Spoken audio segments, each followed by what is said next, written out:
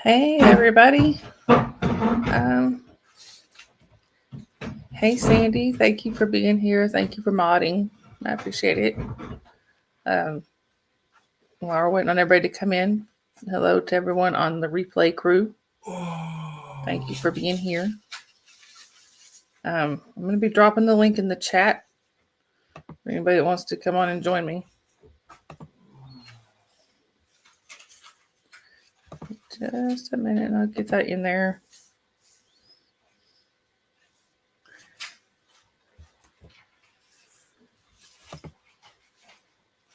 Hey, Bunky. Anyway, there's the link. If anybody wants to join me, y'all come on up here with me. I don't have a set subject for today. Well, Gray's gonna come. He heard come on up here, and here he came. Hi, Gray. Anyway, it's been kind of a rough day here, so I kind of needed this. Anyway, how's everybody doing?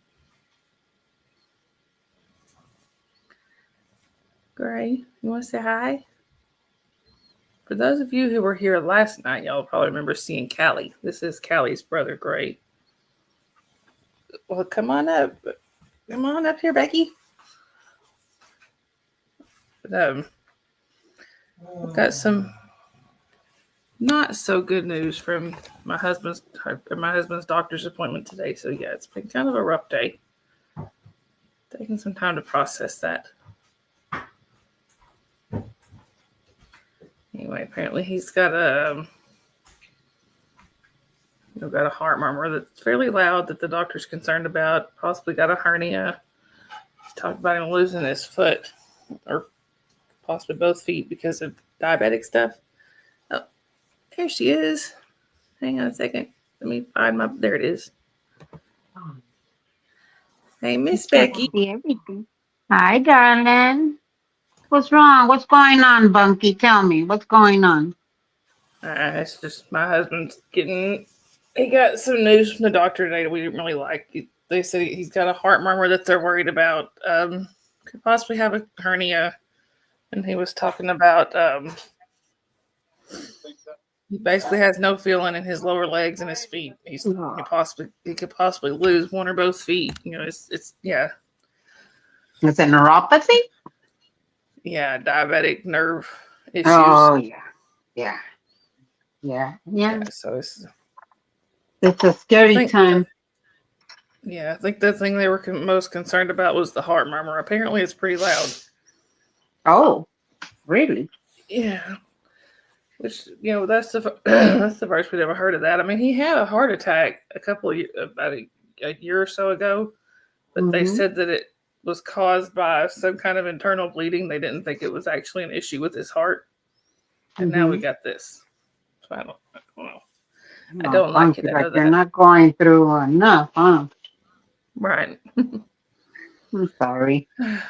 Thank you. I worked with kidney specialists on and off for about 10 years. That's when that was my main location.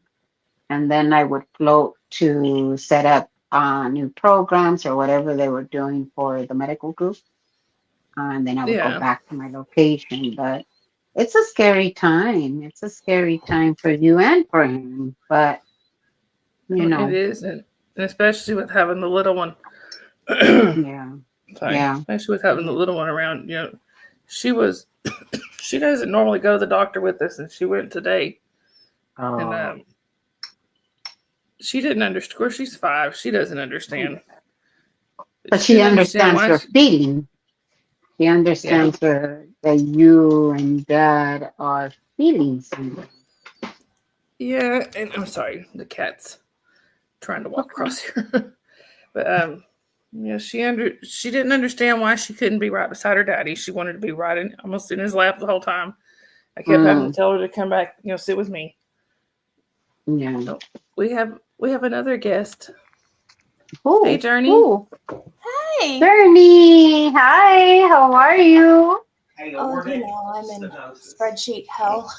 Uh-oh. It's okay. The map's coming along. I Is have it? alien pins going up. Okay. Having so much fun with this map. It's a double-edged sword. It's like, Mhm. how are you guys? Okay, Sandy. Sandy says she'll be home in a couple minutes. Well, I can't even see Chet. Hold on. I'm in the kitchen trying to put stuff away because I made dinner earlier. Yeah. So I'm telling you, December probably is one of the hardest months for so many people with the holidays. You know, people not feeling at their best, anniversaries that are coming up. It's such a hard uh, month, I think, for everyone in general. Yeah. And my husband actually, he's had a rough time with the holidays for a while anyway. Yeah. And then today, finding out all this stuff from the doctor that didn't do him any favors. Mm. Plus, they're also, we were asked them to get him referred to a psychiatrist. They told us that every time we find one, they either don't take his insurance or they're too far away. I said we really just need somebody to help us find one that takes his insurance. So You can either request so call the insurance company and you can request either a case manager to be put on him because of all the issues that he's having now, possibly with the news that they just gave you. And they should help with managing his care, including behavioral health. I don't know yeah, how it is now, but before behavioral health used to be considered a rider or a different benefits, like separate benefit, but they can coordinate all of that. That's something that they should be able to do. Is he on an HMO? yeah. Well, he's got Humana, so Is that through Medicare? yeah, Okay. he's on disability. So I don't pretend to know a whole lot about it. But I thought Humana was, well, you're in a different state than I am. yeah. You have my phone number. We can kind of go over that. I used to do appeals and grievances for health insurance. So I used to do Okay. quite a bit. I've been in healthcare way too many years. I speak the language. Right. I mean, they're supposed to help us find him a psychiatrist in the area. He had a psychiatrist that he really liked, but she moved. So now we're trying to find another How one. far did she move? About 2.5 hours away. Ah, shit. Oops, sorry. Yeah. Oh, Um, I don't care. I'm not monetized. Don't worry about it. They usually do um, it now if you wanted to do it that way. yeah, they do video visits. If that's someone that he really likes and wants to stay with, they can do video visits. If he's willing to do that, maybe every other month, possibly go see them if he feels that he needs to. But don't they provide transportation? Do they provide transportation? Honestly, I don't know. I mean, not that I know of here. We're not. Because you're still in a rural area, I would Yeah, imagine. we're sort of rural. Not. We're not like on a farm on farmland or anything like that. But No, I get it. we're in the. But No, it's but just a bunch of sometimes they small do towns. provide transportation Yeah. through the insurance company. So depending on who his company is, and again, I thought Humana. I don't know why I'm thinking Humana is for medications. But we'll talk, and we can kind of get through to his insurance and find out the benefits that they might carry. If it's through Medicare, like the Medicare system or the state run like Medicaid, then most of them really do provide transportation. At least I know that I coordinated here in LA. I've done, we'll call transportation, and it's not necessarily just like a transportation bus. Sometimes it is like an Uber or a Lyft. Hey T. Um, Hey, mean, T, is T in here? Hi, T. we've got the van. The big Mhm. the main issue is he's got some pretty bad back problems. So Yeah. riding very far is not very easy for him. Mm-hmm. So we try to keep everything as close to here as we can. I'm He's sorry. in there. Well, I hope you find Oh, thank something, you. something that works for Thank him. you. Well, one good thing that we're rural here, but just a few miles up the road, we have a fairly decent, really decent sized city. So hopefully they can find something there. Yes, it's Chattanooga. The only issue is with it being sometimes with it being across the state line, some of them get kind of iffy about it, but most of the time they're like, well, it's within a couple miles. So They'll do it. yeah, I'm sorry, the cats apparently are going to have a parade here. Hey, Callie. Mm. We'll Well, you have are Fulton. entitled of having a provider nearby and accessible to Yeah. you. So if that just means having to go over state line, then oh well, you go over state Not line. good. Um, I've got 1 to 2 years to live. Yeah. oh, that's not what. Is he being serious? Is that what they told him? He's reading a report or something that they gave him. Oh, okay. We can Oh, talk once about that again, here in a little bit sorry. when we figure everything out. Mm. Yeah, Yeah, we're my it's good. my daughter just switched psychologists. She re-met her today. I remember her when she was younger, but they forgot about each other, both of them. I was like, I remember you, because my daughter was like 7 Okay. when she started this like young anxiety group. So yeah, no, it's been a long road and just still figuring things out with her, though she's only 16. Yeah. Yeah, that's We have so many appointments today or this week. 2 different psychologists. She's saying goodbye to one, hello to the other today. So goodbye on Wednesday and talk about how our new medication and new dosage is working on Friday. So Well, hopefully long, it goes well. it's a long road, so and yeah. it's usually just me. My husband's keeping us afloat with bills, Bills and pain. Yeah. and I feel like I'm in it with her, so I can Mm-hmm. Yeah. tell when she's up and down, I'm going up and down. Yeah. And so it's like, I have no one. I know I'm supposed to be making my own appointments for myself, but that's just something else I need to do. Yeah. Yeah. I was like, I'd rather talk to myself about, am I being depressed? What have I done today? Yeah. You know what? Sometimes the goal is just getting out of freaking bed and brushing your teeth. I mean, um, Yeah. like I said, December has been really difficult. A lot of anniversaries are some have already passed, some are coming up, and I mean, I was just today. I was telling my husband, now they found glaucoma, and I've been a suspect for a while, but now they finally confirmed it. And it's like, great, you know, I go to one doctor. If you have these symptoms, head over to the emergency room. You might become paralyzed because of my back. And then it's if you have these symptoms, run over to I might as well fucking live in the emergency room right at this point by everything that they're telling Right. me. That's what. And I have a I have a very healthy husband, thank God.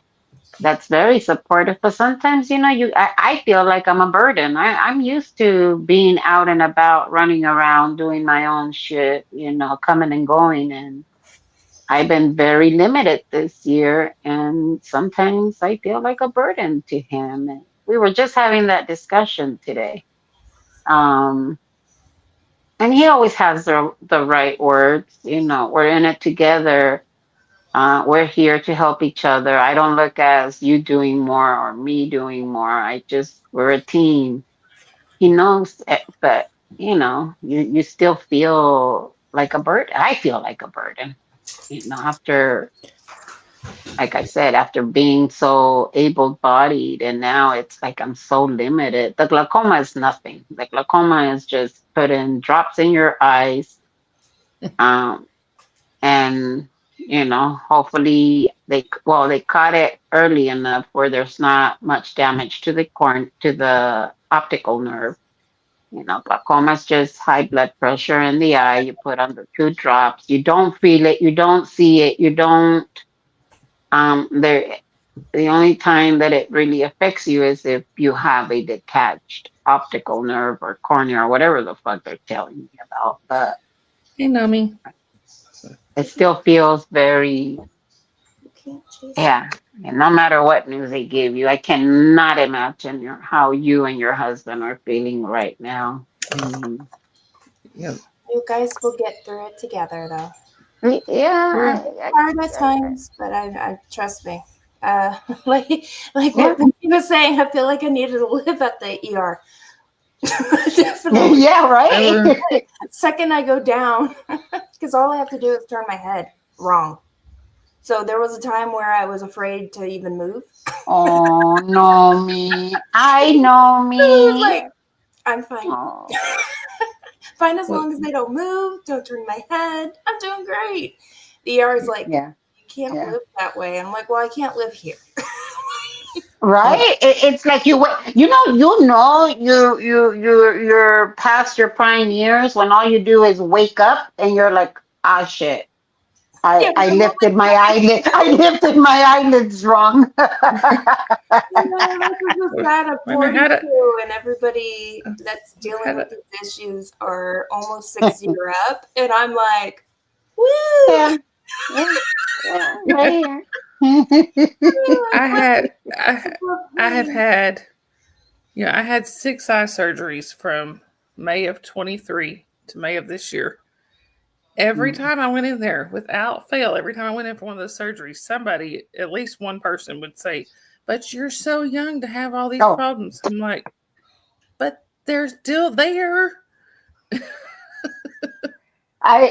Look, first with me, it was lose weight.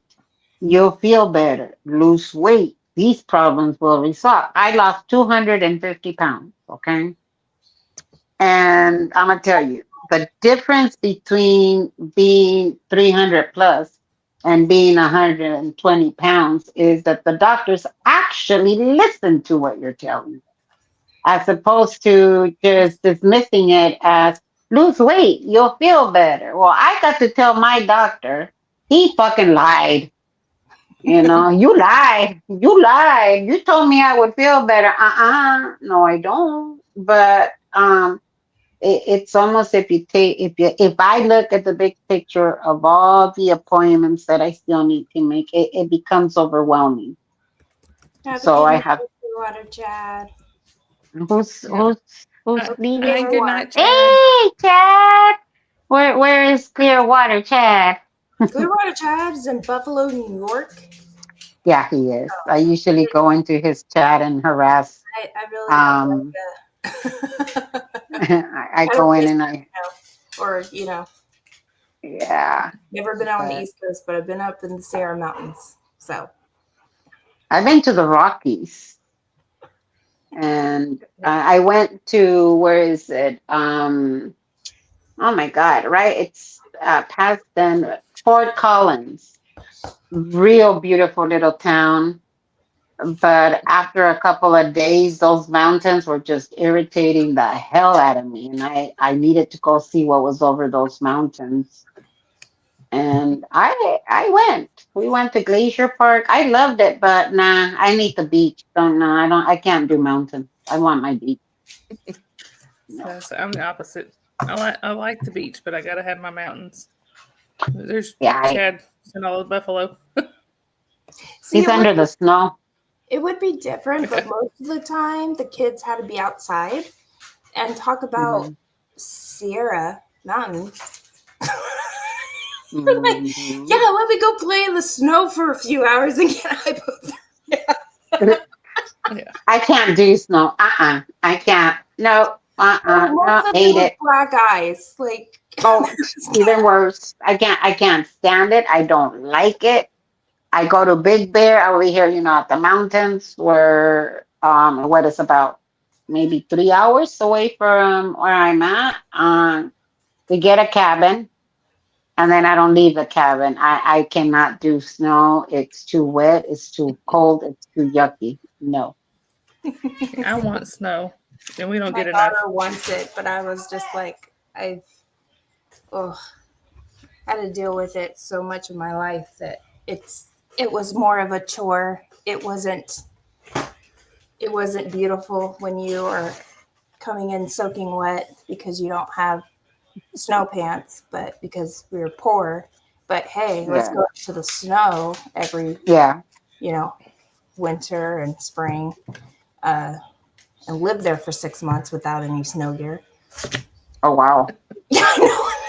Your feet were cold. Everything was cold, but you're like, you're fine. You're young. It's just like, Mm. Your toe is falling off, but you're fine. Walk it off. Walk it off. especially when you Walk stand it in off. slush and then you're like trying to navigate it. We took my daughter up to the snow a couple years ago, and she's like, oh. And then I told her, before you get out of this car, it's called slush, and you could Yeah. step in a puddle and still get soaking wet or slip or fall in it. Good luck. I just told her, don't let go of the car handle when you get out of the car, just in case you go Yeah. down. Oh Mhm. no, me big swollen boots with bread bags. I'm gonna tell you, now everything my parents did before made well, it was normal in our house. Like we would go up to the snow, and yes, we would buy the snow boots and stuff and have fun and enjoy it. This is when I was about what 17, 18. I enjoyed the snow. Um, but to live in it, nah. Nope, ain't doing it. When my oldest daughter was probably, I'm gonna guess she was around 6. She might have been 7. We went. There's a lot of times when they'll get snow up on the mountains here, but we don't get it here in the valley. Mm-hmm. So we had gone up on one of the mountains because we knew there was snow up there, and she wanted to play in the snow. So my mother-in-law, at the time, my mother-in-law and father-in-law, they drove us, and I think my sister-in-law might have went. They drove us all up there. She's up there playing in the snow. My mother-in-law just made this up, but she said, if you put snow on the bumper of the Jeep, when we drive back home, it'll snow at home. Oh. It did. Oh wow. She put snow. She put snow on the bumper of that Jeep, and that night we got like 6 or 7 inches of snow. Ever since then, she was convinced that if we would just go somewhere where there was snow and bring some back, It would snow. that it would snow. I think Christmas was also more magical when the kids were small, and you get to see it through kids' eyes. Where was I the other day? And they were talking about Santa Claus, and it was the younger one, and then there was the older one, and the older one was like, "There's no Santa Claus." And that look in that little boy's face, he looked at me and I'm like, what the fuck am I supposed to say? And so I just told them what I told my son,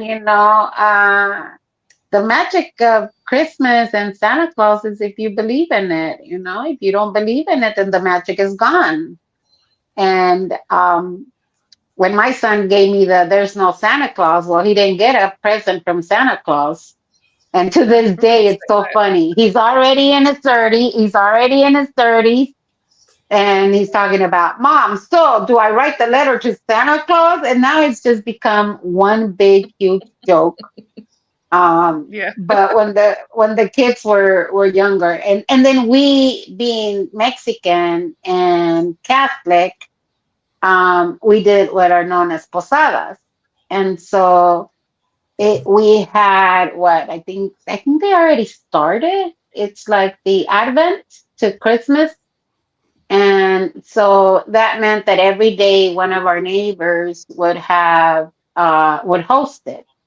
And we would do the whole recreation, asking for shelter, and of course they would be praying and walking down the streets with candles, which was always fun. Yeah. And then we would break a piñata. I mean, we did that for up until Christmas time, or actually, it would be what New Year's Eve. So Christmas to us was a lot more than just that one day. I mean, we would prepare for it for days in advance. Hmm. Not no more. My, Uh, yeah, not no more. my kids have both asked me at various times, how does Santa at so many places? So I was like, well, the real Santa has to stay he usually has to stay at the North Pole. He can only come down every once in a while, but so he sends out his helpers to Hmm? have all the Good pictures made and idea. stuff. So, You know, they have a Santa tracker. Yeah, they do. yeah, that NORAD Yeah. They Santa do. tracker, I love that thing. I still watch it with my daughter. Mhm. It doesn't But even. it's fun. It's fun. It's still you see, the United States is more commercialized when it comes to Christmas. Um Yeah, where I'm from, and from Mexico, from my part of Mexico, actually most of it, it's Christmas is just a very small gift if you give anything. Now it's becoming more commercialized like everything, but the day that we give our presents to the kids is Dia de los Reyes, um, or King's Day.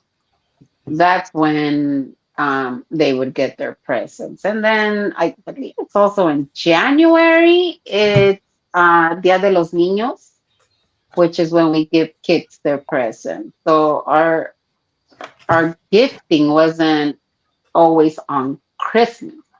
Yeah, we would get right. our gifts, but then on All Kings Day, La Rosca, we would do all of that. So our traditions were very, very different than my friends. Not everyone from my friends had those traditions, but they enjoyed them. I mean, they would come over, and we would be making like the little baskets that we make for Christmas. Maybe I'll do one in a live. No. They're Yes, made yeah. with piñata paper. Becky, did you see what What is? Nomi said? No, I'm just yapping away. Where? Let me see. This is I see him flying over on his way home. We need to bring back Krampus to Christmas. No, what do you? The Oh, one I after. see him flying over on his. Oh, yeah. You don't know me. How much does it snow where you're at? Yeah. That's cute. Well, one of the things that has been kind of funny, actually, when my daughter was little, my oldest was little, and now with my youngest, my oldest, you know, our friend Robert was a Santa. I mean, Mm. she'd be like, why does Santa look so much like Robert? I'm like, well, maybe Robert's one of his helpers. And now with my youngest, our children, Bless you. bless you. Hey, for once, it wasn't my husband. Um,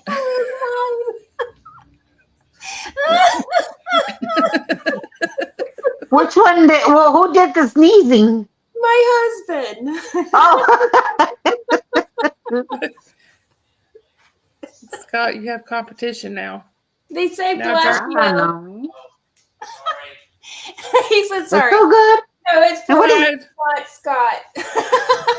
We thought it was Bunky's husband. That's what Bunky's husband did last time. I swear a lung flew out of him. Oh yeah, he sneezed at the doctor's office today.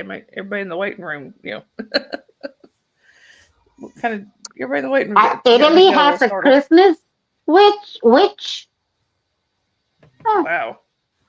There's this viral video where Santa comes down the stairs, but then the Grinch comes chasing after him.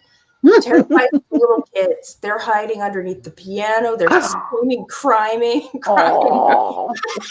It's like the adults are laughing because and Santa tries to chase him and goes up the stairs with the Grinch, and the kids are like 3 and 4. Oh, poor Yeah. thing. And it's just like, okay, it must have been a I'm dad sorry. joke. Well, with my youngest now, our children's pastor at church he's Santa. He's got the beard and everything. And she asked me last year, she said, "Mommy, why does Santa look so much like Mr. Ritchie?" I don't know. But with my oldest, she eventually did figure out that was Robert. And we told her, well, Robert's one of Santa's helpers. And she was 7. We went to the breakfast with Santa, and he walked in, and she stood up in the middle of the church gymnasium where everybody's eating breakfast and went, "That's not Santa, that's Robert." The disrespect. Robert went, How cute. Well, yeah, that's about the right age where they start questioning everything you say. But she's 22 now, and she just the other day she said, "Mom, do you remember when I stood up?" And I was like, "Yes." Oh yeah, who can forget it? At least she didn't get the little pinch that I would have gotten. When you're laughing. Oh God. Now she has her own, so she gets repaid for everything. She's going to get repaid for everything over the next few years. Mm-hmm. My son told me one day, I was the only parent for 18 years. And his father's choice, not mine. And so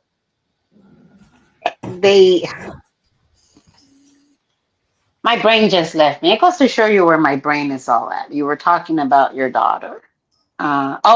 Repaying.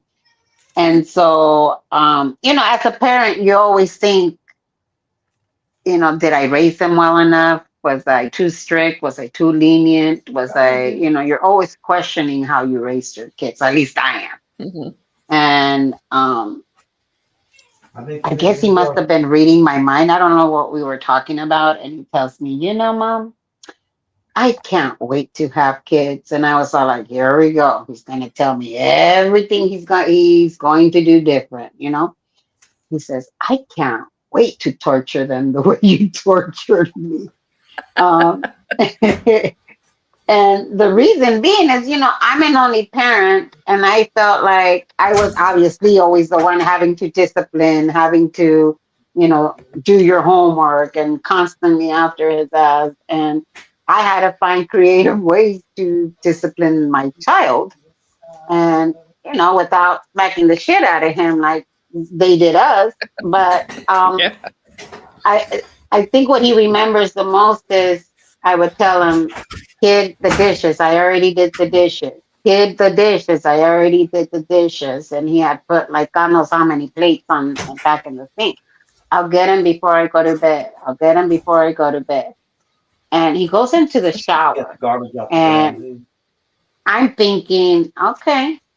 So I got the dishes. I put a towel in it under his comforter.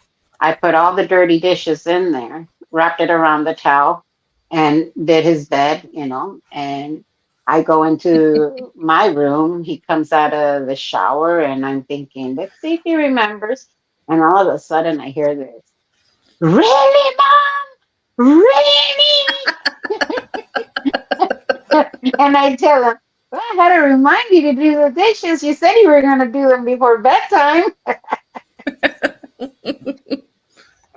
But when you have a teenager and again, I was an only parent. I had no one, my parents, obviously, they helped as much as they possibly could, but I'm living at home. They're not seeing the everyday discipline that has to go on. So Yeah, I think that was my biggest compliment from him was, I can't wait to torture my kids the way you did me. I asked my 5-year-old earlier. I guess she got frustrated because she wasn't listening. And I said, "Why is it you?" I said, "You listen to Daddy, and you won't listen to Mommy." She said, "Because you always make me do stuff." Oh, well, of course. Hello. Mommy's the mean one. Yeah, same question. Why do you listen to dad but not to mom? He's mean. Mm. She said, "You always You make know, me do stuff." my parents, my mother was the one that would spank us. Um, my dad never hit me. My dad never spanked us. But one look from my dad would send me to my room in tears because what's wrong? My daddy. And what did your dad? Oh, what? And one day my mom says, what? I mean, I was just full blown drama queen. And my daddy, and your daddy hit you? I said, no, he looked at me. But you know, those dad eyes, they somehow hurt more than a mama's eyes. I don't know what it is. Well, my husband even said one time, he said, "I don't know why she listens to me more than she does you." I said, "Well, there's top two reasons that come to mind is Daddy's girl. She's Yeah, definitely Daddy's girl." I said, and the other one is the deep voice. yeah, You know, with us, my dad hardly ever had to spank us or anything. All he had to do was yeah. say our names in that voice, and we're both. Oops, sorry, Dad. Well, dad, I one time he asked me to take out the trash. Okay, this is how that went. And I had already been cooking with mom, and my dad asked me, you know, can you please take out the trash to the trash can? So me being a little rebellious, but I never really talked back to dad like that. But I'm talking to myself. Yeah, you have me doing everything. It's always me. Why is it always me? And you know, and I'm complaining on the way out. And I had a big old bun on top of my head. And I went under the lemon tree. When I tell you that lemon tree grabbed my hair and pulled me back. And I go in and I'm freaking laughing. And my dad is, what's wrong with you? You know, what's wrong with this child? And he says, what happened? And I said, well, and I explained to him and I said, the first time I talked back to you under my breath, this happened.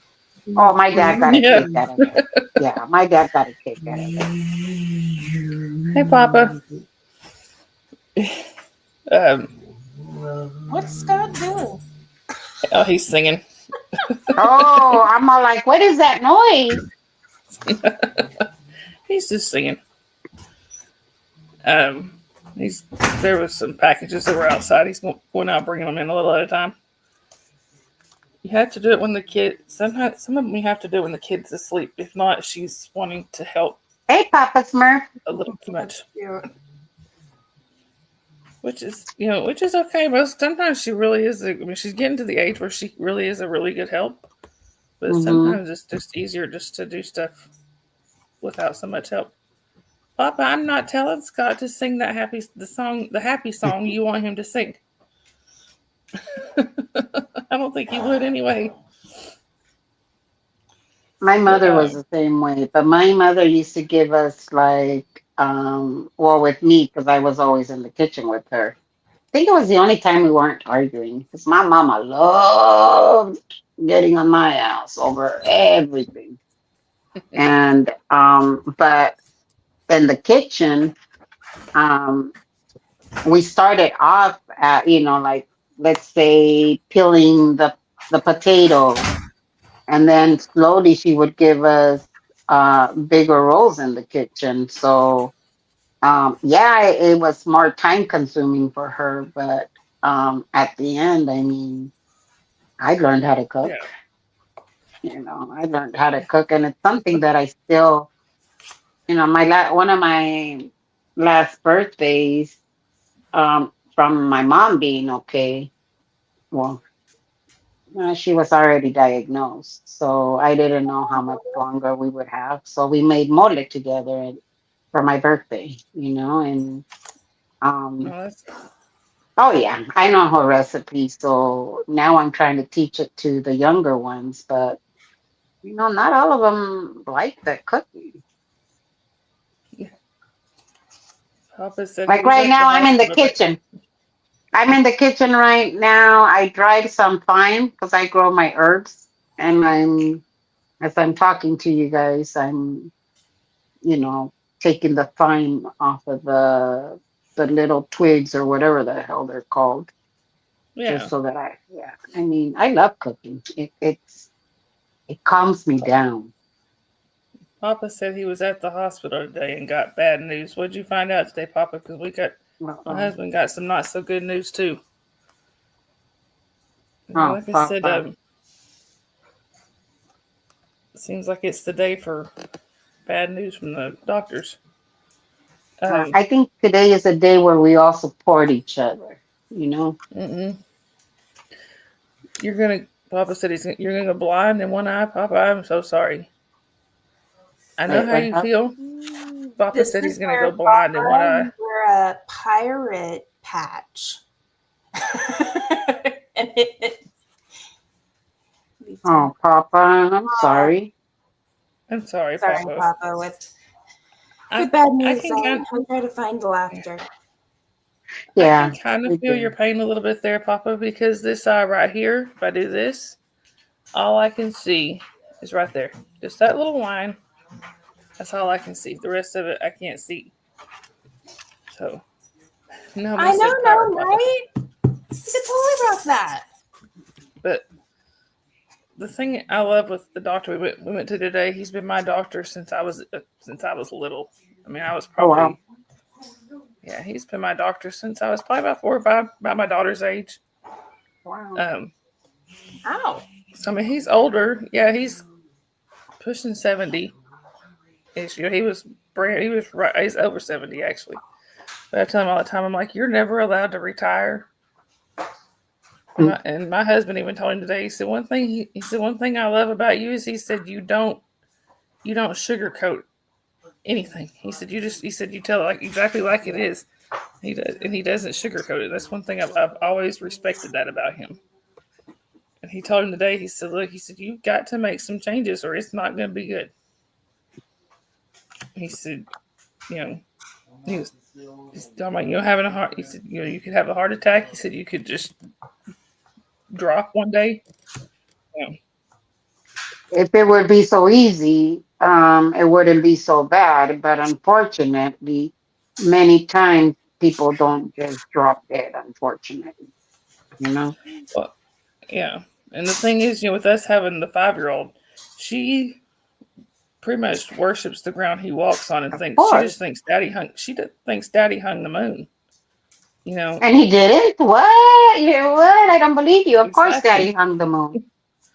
To her, I mean, he is her hero.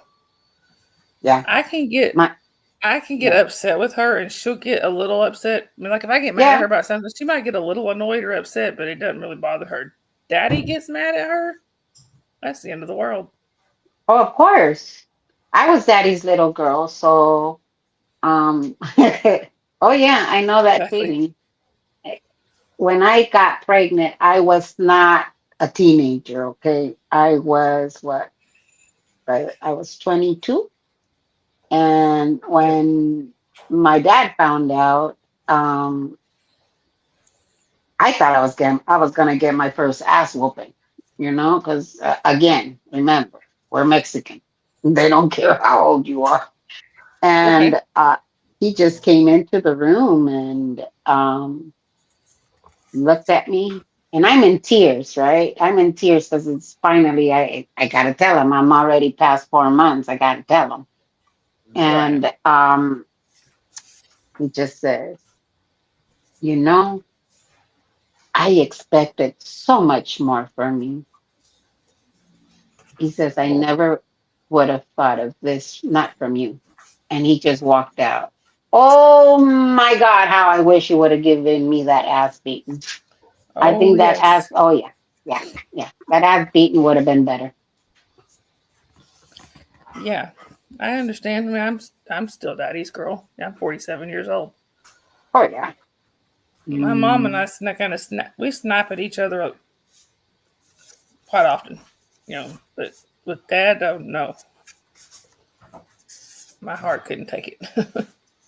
With mom, as she got a little older, and I think after I had my son, we kind of understood each other a little bit more.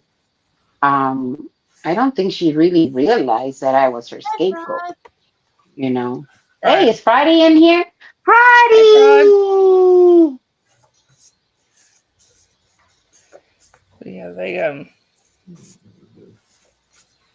I can remember. I mean, I can remember like when I was 5, my dad just telling me that he needed me to, that basically just saying he needed me to leave the kitchen because they were trying to cook, and that just broke my heart, Oh,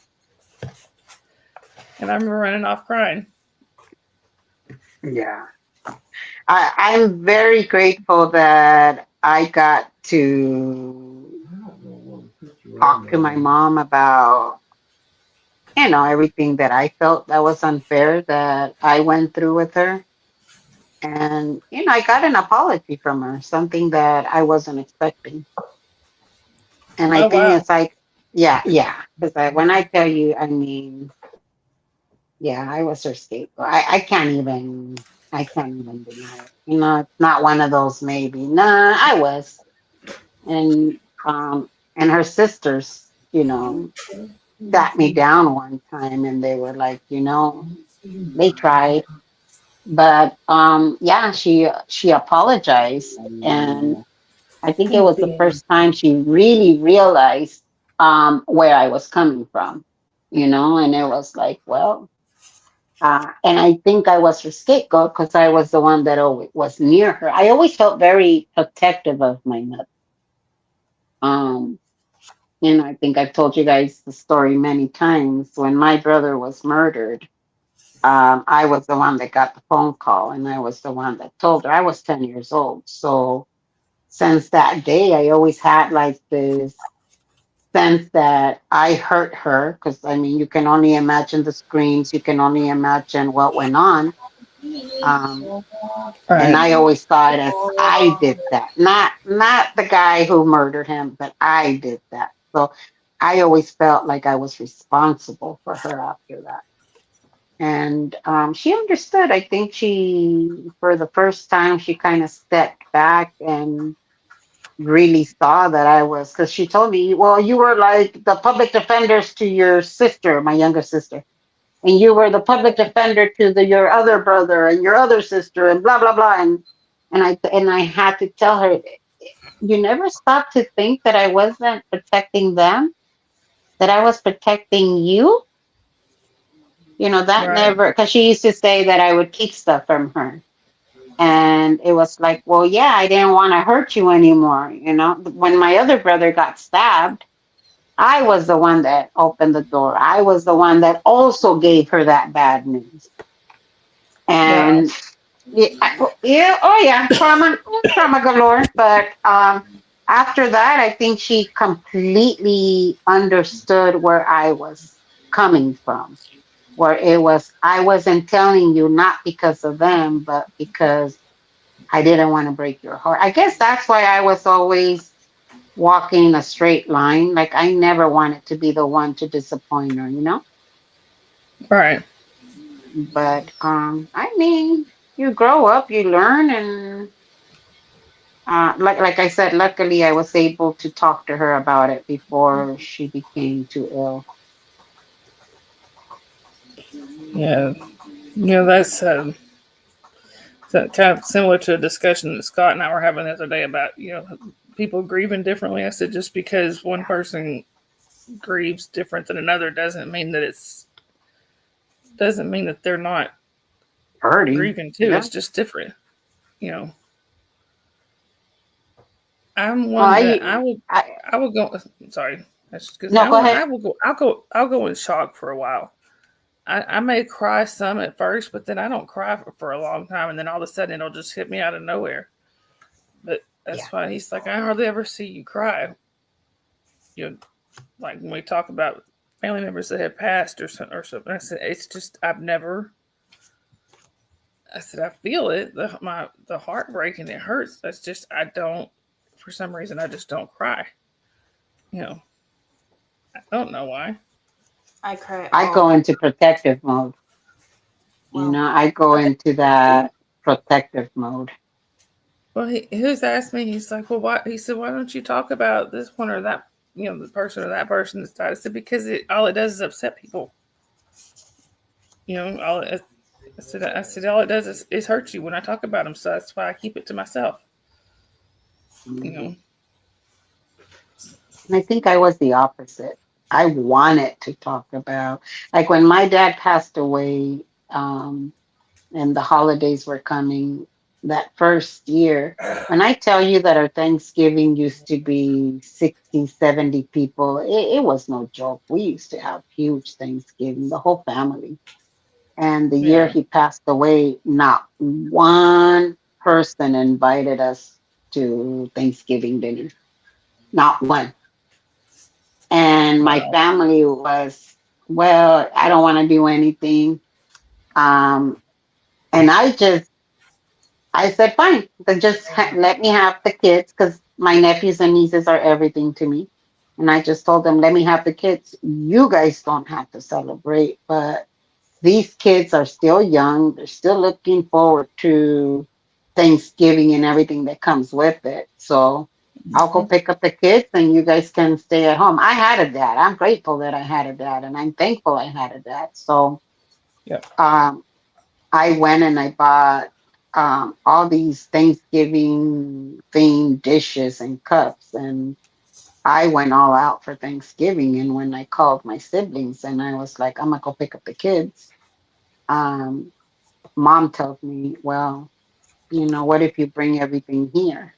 Thankfully, I had made a big old bird and Right. everything. I made everything. So I hauled everything into the car and I went and I decorated the patio. And it was just my siblings and the kids and, of course, the spouses. But I was going to celebrate. I was not going to allow that to hurt the kids because I had felt it for so many years. We couldn't Yeah. celebrate it because mom was in mourning because it's been 1 year, 2 years, 3 years. Mom did not take off her mourning clothes until maybe 6 years later. Wow. that whole Yeah. grief process. No, yeah, like we talked about, I had the opposite. I didn't have a dad. I had Mm, the opposite of what was supposed to protect me, threaten my mhm. life and cut me with a knife and yay. So, and then my mom would not till her dying day in 2021. I tried to talk to her about some situations and she turned it into um, a contest of who will outlast this conversation. And because she would say, um, I asked her why we moved so much, and she said, to make your life better. That's not. Mm, Or, you called me like 10 years ago and started talking to me about your will, and she's like, you must have dreamt that. And she totally like her eyes were gaslit doing you. that. I never said that. And I'm just like, yeah, because after I hung up, I called so many people to go, is this normal? Because my mom went nuts about talking about her living will, and now she doesn't have one. So I'm like, what are you talking about? So she made me Mhm. feel crazy when I'm like, okay, this. Yeah. Gaslighting you. Yeah, gaslighting you. So yeah, no, I think everybody, and that's why I think I cry all the time because I don't have a resolution. Yeah. I don't have the backbone of what a father or even a mother or like the balance between two people with two different histories and they're not Yeah. perfect. Yeah. So you can kind of, I didn't have that. So I just cry all the time um, for my coping skill, just because it's not it's not okay for what I've been through. Yeah. And you haven't never met your dad? I have. Oh, you have? Mhm. Okay. I was 3 and asked for juice, and I got a knife sliced down my hand. Wow. Mm. So, no, I didn't have a Mm. father. Well, Oh, and from a mother's perspective, I know that with my son, he was the first narcissist I ever came across, and I did not know what a narcissist was. They make you feel that you're crazy. They make you feel that, that's why I post on narcissism. And I hate it that that word gets thrown around so much because it desensitizes you from it. But when I tell you this man is a true narcissist, it is unreal. And once you know how they function and how they work, um, with him, it was all or nothing. I caught you cheating, and you're trying to tell me that it was all in my brain? Nah, nah. And then as I'm leaving, and I'm like, bye, deuces, gotta go. He comes, and because I would not return, and because I would not go and listen to his explanation, he thought it was appropriate to backslap me. oh And I no. was 4 months pregnant. And oh, yeah, when I tell you I beat the living sheesh out of him, I sure did. Somebody that has that much anger, and I was hormonal. Oh, please. But that almost cost me my pregnancy. I ended up in the emergency room the next day hemorrhaging. Wow. Yeah, Well, that much yeah. stress too. Yeah, no. Well, it was the stress. That was the day my parents found out I was pregnant because I had no other, because we were supposed to get married and he still wanted to move forward. You think I was going to move forward with the wedding when I couldn't even look at him at that point? Nah. Mm-mm. Mm-mm. Nope. And What? with him, it was all or nothing. It was his way or nothing. Well, mofo, you got nothing then. Yep. You got nothing. Papa, there's a problem with that. There is no corners in here. This is a Nope. round room Sorry, too. Papa. No, Papa, you can't go nowhere. Well, no, If you're he's gonna trying to go throw. anywhere, Papa, you need to come onto the panel.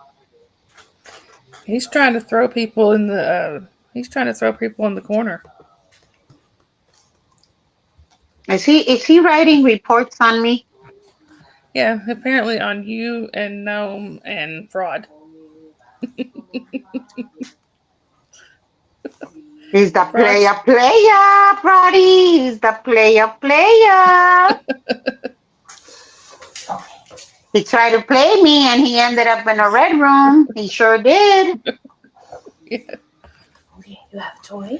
Oh, that's what he said when he came in. He said, "Oh no, Becky's here with the red room." Yeah, but he thought it was a different red room. He's such He a thought good. it was the one from what's that book? That horror book? I think it's a Amityville. Stephen. No. The one that has the red room. I forgot what it. Oh my God! Now my brain left me. But I I thought was that was the. no. He thought it was from that Psycho movie or whatever it was. But I was talking 50 Shades Fraud, of Grey red room. Fraud and Papa said it's The Shining. Oh, there you go. No, he thought it was from The Shining, and I was talking 50 Shades. Supposed to do with it.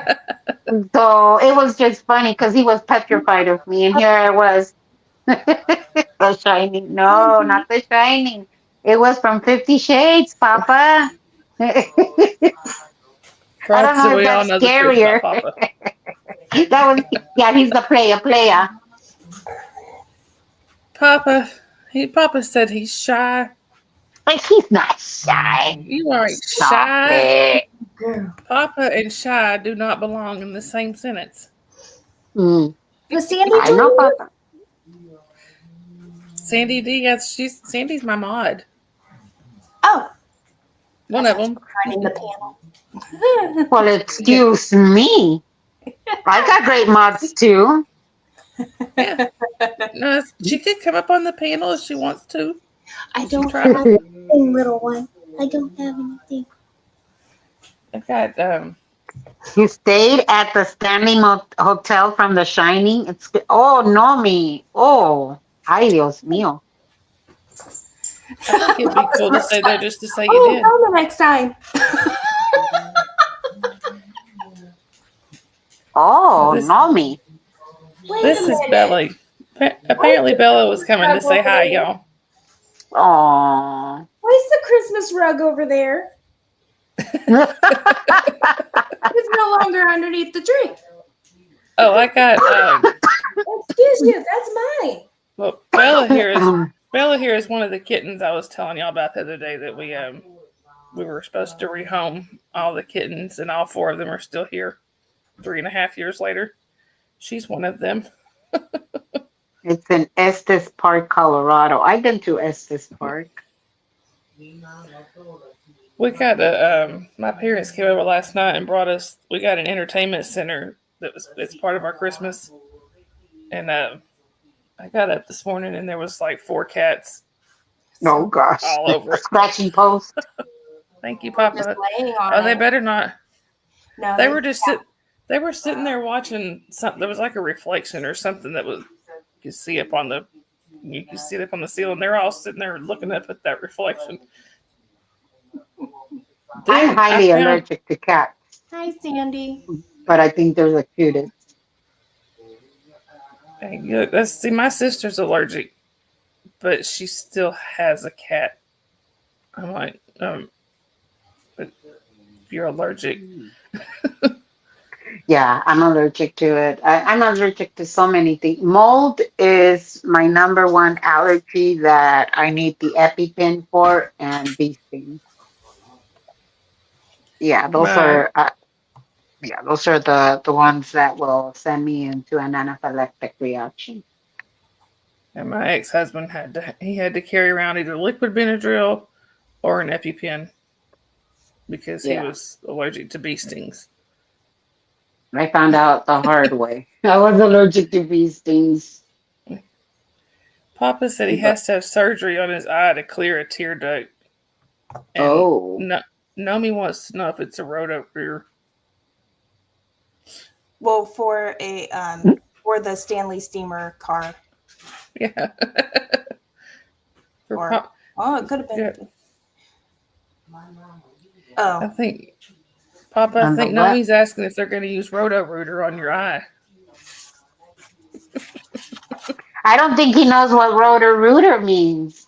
Roto-Rooter is a big company out here that snakes the drain. Oh yeah, they may not have that in Ireland. I Yeah. didn't even think about that. Roto-Rooter. is like they're yeah. a big public company. They come in, you have to. It may be easier to Google it, Papa.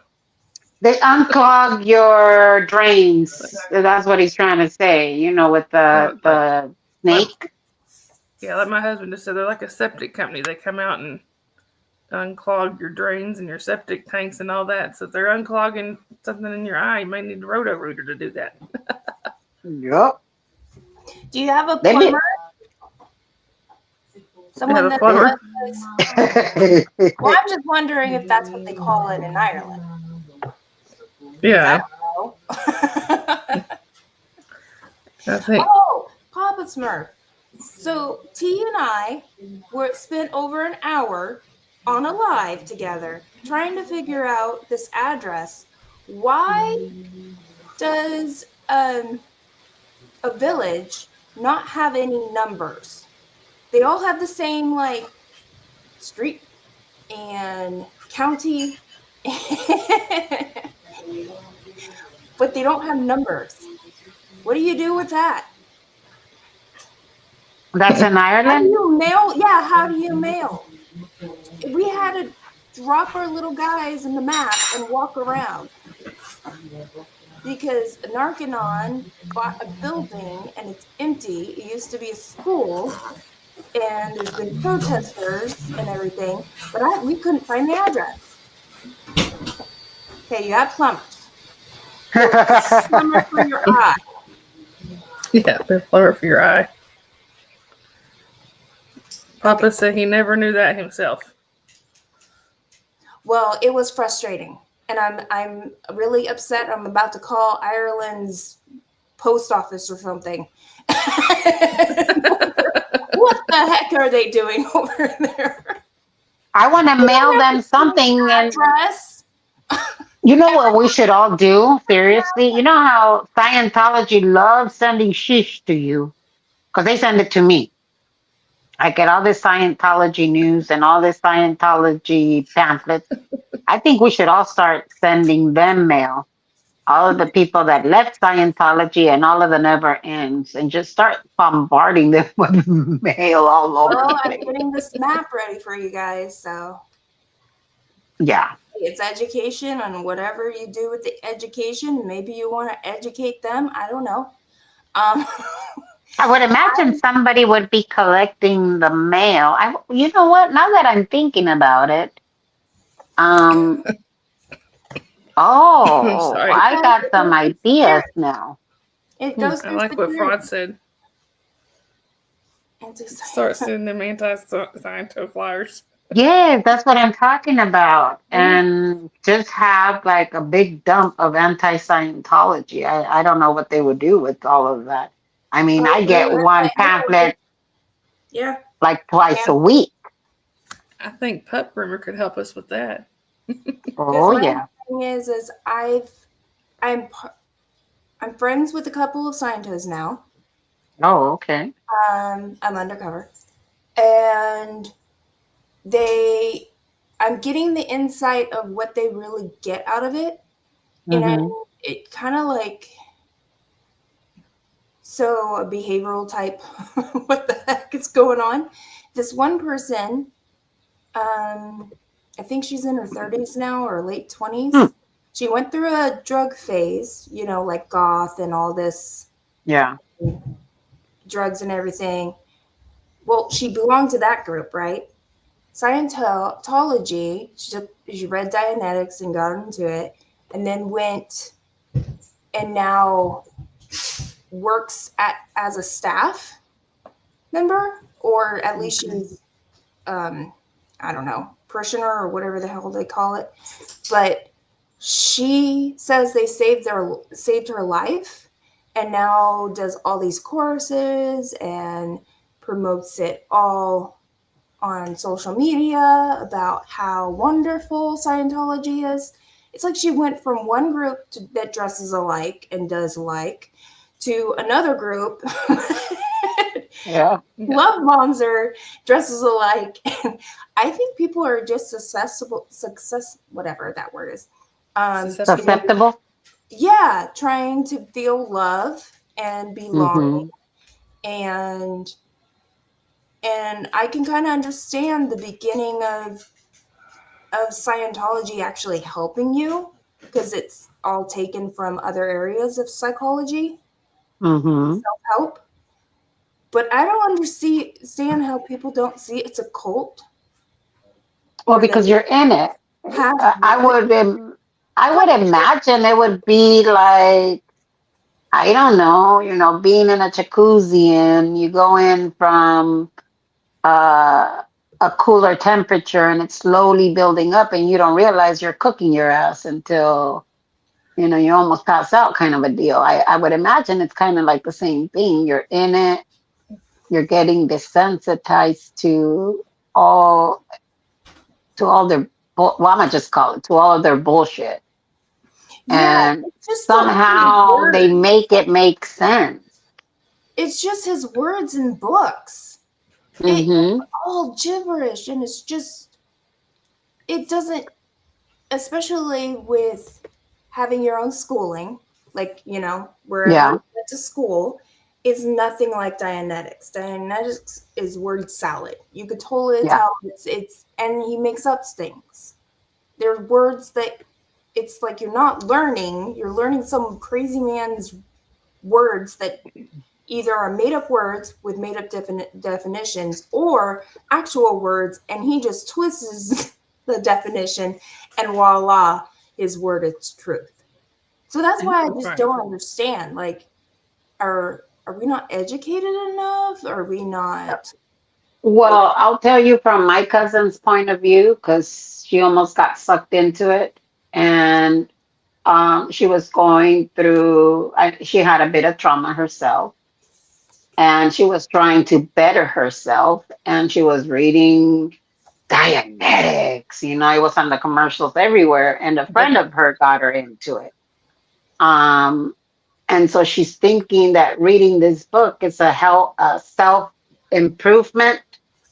And oh, by the way, this book now has an actual class. So if they feel that the book is somehow working or helping them, and now there's a course, and you know what? You pay $50 for the first course. And, and again, he took it from a psychiatry point of view, and a lot of what the BS that he spewed, and just turned it into different words. So now it's, you know what, maybe I should take the course. We used to go to Hollywood every time she wanted to choose where we went that Sunday, and it was always Hollywood.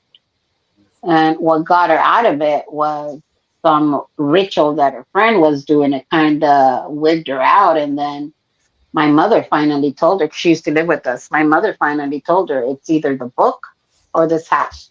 Because all she would speak about was Dianetics. I was kind of way too young, but I do remember my mom telling her, because I was all like, oh shit, she's getting in trouble. And, she tossed the book in the trash can that day. But it's kind of like drugs. A lot of people that start using drugs is because of trauma. Mhm. It's their way of Trauma, coping with it. issues and everything, but all of a sudden, this love bombing has Yeah. changed. So it's kind of like I'm just sitting there and reading these things, and it's like, and what would it be like if someone was telling them how bad it is, how they do all this stuff? She wouldn't want to hear it because it's helped her. To her, it saved her life. So it's kind of like I'm just in awe of. Well, it is, again, it's kind of like drugs, again, we're going to go back to the trauma and the use of drugs. You're not able to cope with whatever life is throwing your way. And trauma can mean something very different to you and me. To me, trauma might be a mouse jumping on my back. And now I'm petrified of mice. And now Scientology, that kind of a deal. Trauma to you might be something completely different. Where you're thinking, oh, really? A mouse on your back? Oh, come on. And then I would imagine that it would be kind of like the same thing to the people that are getting into Scientology. It helped me because I was going through this, and now they think it's the best thing since sliced bread. And now they want to go full force into it. I'm talking as an adult, not as a child that was born into it, not as someone that went into it in a younger age, where where that's all they know. That's all they know is Scientology. I don't know. That's how I saw my cousin. And then I saw her this May. She came by to visit mom for Mother's Day. She lives out in Georgia. Oh, And that's the one that lives out this way. yeah, and she came out, and that's when the protests and stuff were in LA. I mean, it was just full blown protest here. And I told her, you do know that was a cult. And I told her all about it, and all she said was, my aunt was right. My aunt was right. Mm-hmm. She got a little wigged out. And I even asked her, well, what about your friend? Because her friend was the daughter of a producer, a very well known producer out here in LA. He wasn't into it, but the daughter was. But she says she didn't see her this time around. She saw the sisters, she saw the other people, but she didn't see her friend. So who knows if that friend is still in Scientology? Yeah. Well, Yeah, it's like I guess there's two different sides to the same coin. I mean, they may have people that are like this, the public Scientologists or whatever that are, they may not see the abuses and stuff that goes on behind the scenes, but then on the same side of the other coin, you've got stuff, like with Liz Ferris and Lara and Liz Gale and all them that have been, all of them that have been through so much. I mean, Reese, they've been through a lot. Well, it's like me and the Catholic Church. I never had uh, those bad experiences with the Catholic Church. My Right. mom, my dad was like, they're just, my dad, when he was younger, he used to sing and he used to play guitar, and he was always called to the holidays when he lived in Mexico. So, and usually anything that had to do with the holidays were run by the church. And he would just say, you know what, all those priests, he would tell my mom, all the priests, all the nuns, they're nothing but humans. You should have seen how Mhm. drunk they were when we had this party, or you should have seen. So my dad never saw it as they're holier than thou. And my mother, who grew up and was raised very differently than my dad was more of a feral kid. He lost his mom when he was 8. And my mother came from a dad that was very disciplined, believed that yes, women do need more than a second grade education, and actually had a tutor for them. So my mother grew up within the church. Um, and so when my brother was murdered, what was the first place that she ran to was the church.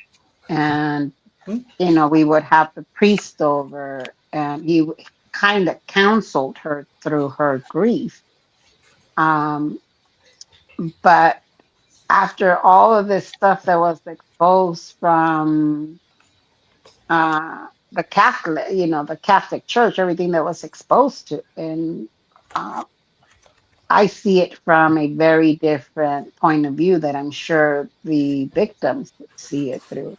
I, however, cannot go to church now without thinking, is this one of these priests that did something to a kid? I can't help it. And I can't even listen. I can't help it. All I'm thinking is, you weren't here last year. Why are you here? Yeah. Why did they move you, or why did they move the other priest? So now I tend to question, and I can't even, nah, it's not that I don't believe, it's not that I'm not, it's just that this man standing in front of me, I now see him as something very human. And maybe he never did whatever the other priest did, but I Hmm. still see it as, why are you here? What did you do to get switched over to this parish? So I spend my whole hour in church just thinking, what the hell did this man do? Oh, But that's one. I think that's one thing with I've known our preacher at our church. I've known him since I was 11. I mm-hmm, think so. You know, Going on 40 years. And I used to babysit his kids when they were little. I've seen the some of the things that he's gone through with his him and his wife have gone through together, and to me, yeah, it makes him more human, but it makes him more believable. When he's up there preaching about stuff, I know that he knows because he's been through that or he's been through this, and I know he knows what he's talking about. You know, but in the Catholic community, the priests don't marry. The priests right, they are married to the church, right, and like I could never understand. Well, how do they know? All they live is in their little tiny parish, and I never saw them as anything but holier than thou. right, Um, and again, because I grew up in the church, right. and I had a different experience than that. But I don't know. I mean, We we grew up with some kids that in my neighborhood. All the I mean, we were all basically like a big family, but there was all Well, different. that's Like how there it was, was. yeah. Well, and there was all different. There was Catholics, and then there was some that were Seventh Day Adventists that went to church on Saturday. Mhm. So you know, but I remember the kids that were Catholic were trying to explain things to us, like why they had to go to confession and things like that. I never Yeah. completely understood that, but it's because our church was so different. But Yeah, sorry. I mean, I'm gonna tell you the last time I went to confession, how it went. I seriously, all I did would go to work, come back home. I was living with my husband at the time. The last time I went to confession was for my wedding 13 years ago. Oh wow. My husband wanted the big Catholic um, wedding. I wanted Vegas. Okay, fine. We did the Catholic thing. Yes, because I was very shaded at that point. I was all like, oh, please, there's a 50-50 chance that this marriage is going to work. And let's just do Vegas, Right. do it easy breezy. So, anyways, I went to confession. And what was I going to confess? If all I literally did was go to work, come back. I mean, with traffic in LA, 2 hours going and 2 hours coming back, you think I had time for anything else? And when I went to No. confession and I confessed all my sins, well, I hadn't killed anybody. Okay, and I'm gonna tell you how it went. Yeah, well, I say a lot of bad words. I ain't gonna lie. And he knew we were living together. And when I finished my confession, he looks at me and he says, "Is that it?" And I went, "What do you mean? Is that it?" He says, "At your age, that's the only thing you see." And then he started giving me a sermon. You should be in confession more often because you forgot your sins. And I'm like, so I sat back and I said, well, if you like, I can tell you about all the unmarried sex that I'm having with my soon to be husband. And the look in his face, oh my God, it was just pure satisfaction. And so, that this was on a Friday night. The next day was the wedding. And I already felt kind, some sort of way from what he was just very machista. He was an American priest who believed, I guess, still in I shall obey my husband kind of a deal. And so, now is the day of the wedding, and he asked my husband, why are you marrying this woman? And my husband, being the great man that he is, he just, well, because she's beautiful inside and out. And he just went on, and I was all like, oh my God, how sweet. And then the priest turns Oh. around and he asked me, and why are you marrying this man? Well, I already had some kind of feelings about him from the day before. So I looked at him and I said, because he's the only one that puts up with me, Father. And yes. And That's funny. when I tell you that the church was full to capacity because everybody wanted to make damn sure I was getting married, he stops and he looks. He says, "So why are you?" I said, "Yeah, he's the only one that puts up with me." I mean, that's pretty much what he wanted to say the day before. But you love him. Well, of course I love him, Father. But he's the only one willing to put up with me. That's And funny. oh yeah, it was hysterical. And mind you, at this time I worked for a well-known, very prestigious hospital here in LA, and I had quite a few doctors, quite a few of my coworkers that went to the actual services. And when I got to work, what, about a week after my so-called no, it was, yeah, about a week after my so-called honeymoon, they were like, you're just as sassy with no filter in church as you are at work. Well, at least they know what you see is what you get. Yep. With me, yeah, usually, what you see is what you get. And I really do try to treat people with the respect that my parents always taught us. To get respect, you need to earn it and give it. That's where my mentality is always at, you know. Um, So, guys, my mom, what happened? tomorrow is my 20th wedding anniversary. Oh, Well, happy anniversary. congratulations. Yeah. He was 21 and I was 22. So we were Oh, wow. children. So, yeah. No. It's babies. We all can't believe Okay. it was his. So, what is your one marriage advice that you would give somebody? Plus taxes and other fees. All the songs that have all these analogies. There's valleys and mountains and even the seasons. There's winter and, you know, all these type of, they're true. And you're going to go through so much in so many different avenues that if you can get through the hard things together, don't sweat the small things.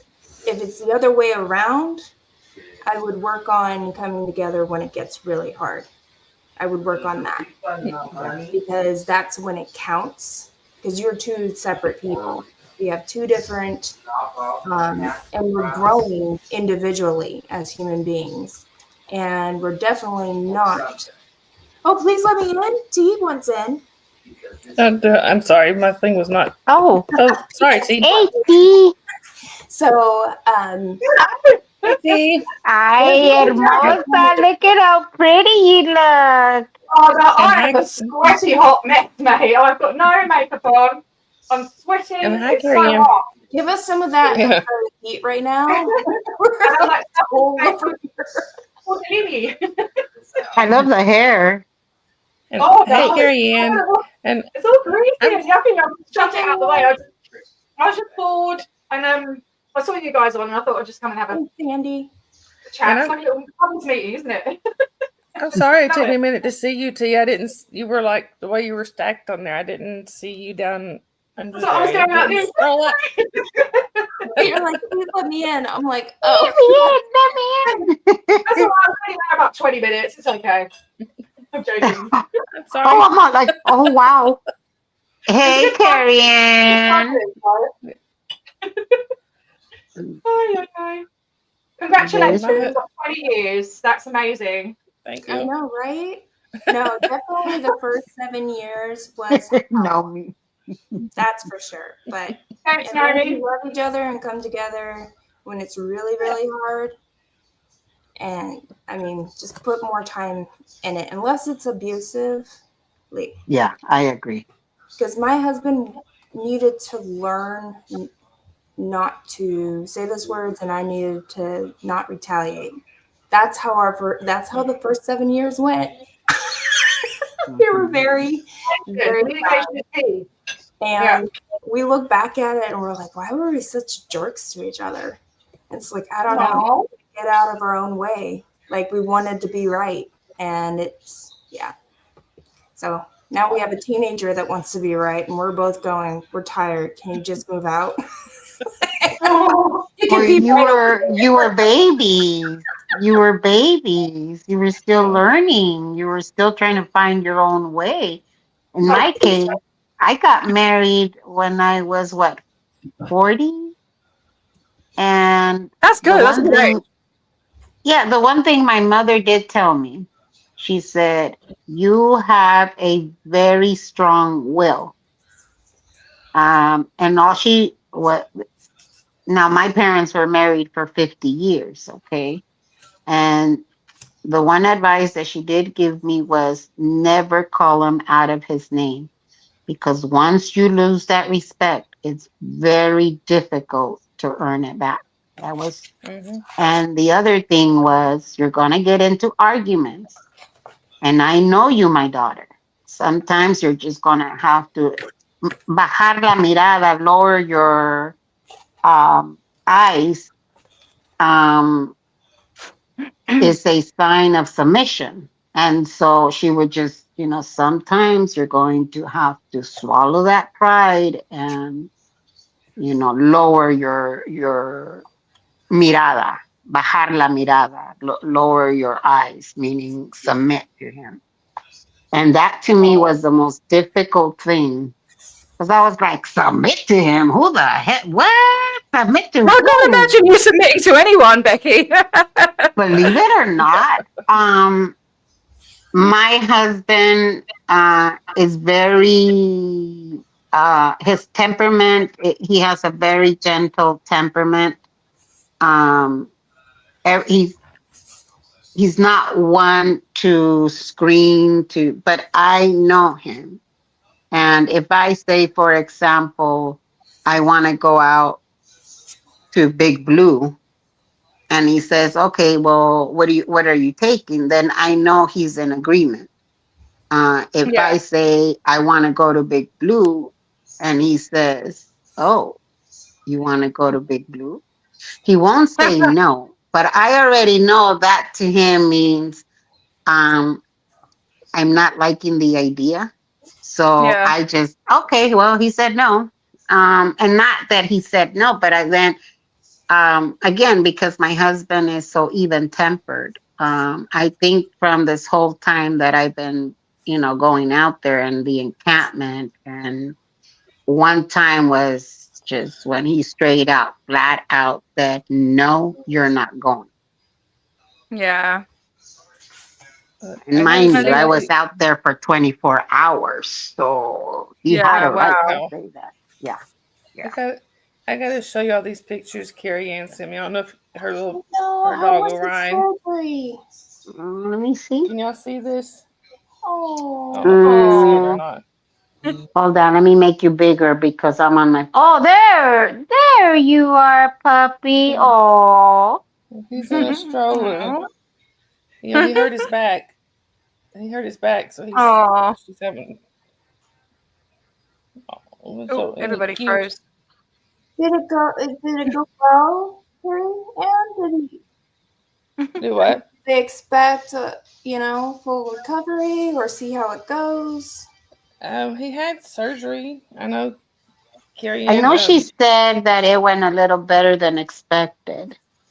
Yeah, she said that they do expect him to be okay, but he's gonna be I guess gonna be a Oh, long recovery. Oh, poor puppy. Yeah, our dachshund growing up, I had a dachshund that looked a lot like Orion. He just didn't didn't have the long fur like Orion, but he had that. We went down in his back. He was paralyzed for a few months, but he did make a full recovery. It just took a while. Yeah. See, we never had dogs growing up. We had ducks, we had chickens, we had rabbits, that were not food, by the way, they were pets. And so they didn't have that longer lifespan. And what are you going to do? Take your duck to the veterinarian kind of a deal? I mean, my first real dog was a long-haired Chihuahua, and she was a rescue, and I had her for 22 years. Oh Oh, wow! wow. Oh yeah, That's a she good was one. my baby. Yeah, that was my foxy girl. My foxy girl. I mean, when I'm telling you that there was that few months where I lost everything, I even lost my baby girl, Oh.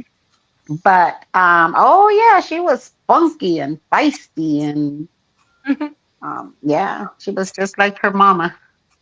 I was just gonna say, dogs like their owners. Yeah. You guys get the calm, Becky. You guys, this is Becky's has been in therapy now for a couple of years, Becky, where Yeah. I don't react as much as I used to. Okay, Catch you, Fraud. fraud. Friday. Carrie Ann, Bye, have a good night. What are you Carrie working Ann, on, how's Journey? it- I can see you're working on something. What are you doing? Okay, Friday. I now have Not a two bloody map, is it? Oh no, it is. babies. I got Oh, two babe, babies what now. am I gonna do with this? Wait, And Carrie, what are you Carrie Ann, working on, Journey? The map. What is she always doing? Oh, bloody my map. catalogs, Isn't it every finished? single one of them. Listen, while you're there, like, can you? I'll write down. Let me write down all the buildings that you haven't got names for. Is that a possibility? And then I can start researching for you because this needs to come to an end, man. Like, Right now, just so you can publish it, because I'm working on it. I know. Yeah. Oh no, I know. But you're like that. You said that's what's getting you stuck from publishing it. And I just really want to help you. Well, right Have you reached out to who I send you on an email? T? Oh no, not yet. No, sorry. I got back from protesting on what day are we on? Sunday, and I I've don't just the last remember. couple of days I've been like so tired. Of course. And when I can't give my full attention to someone, I just don't Yeah. do it. Mhm. Which makes them think that I don't care, but I do.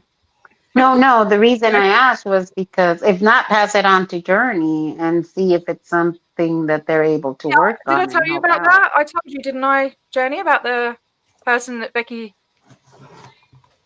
sent me? I think I did. She has this confused look. I'm sorry. No. First, Was it I'm, the Okay. I'm sorry. I person don't mean in to interrupt. I Messenger? just want. Yeah. I don't mean to I interrupt read y'all. I it just too. wanted What to say happened? that. And I really hope it's just more of what he's comfortable with versus the worst. So hopefully, he just needs a little time. So What? The person I told you about? the dog, I'm sorry. Or I'm like, what? She's what? What happened now? I'm sorry. So We're having 4 conversations. I know. I'm sorry, and I'm sorry, y'all. I did not mean to seem like I was laughing at y'all. I was not, but like I said, we just got this new entertainment center that my parents brought No, we yesterday. know. I looked Laughing over at the here. dog situation.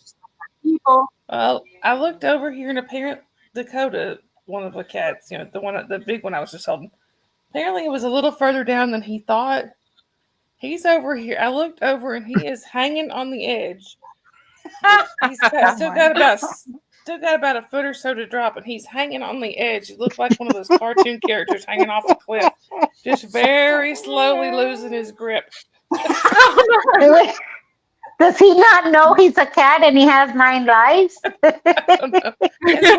And the funny part was he only had like maybe a foot to drop. I'm like, just let go. He didn't want to admit he was in the wrong spot. He meant to do this.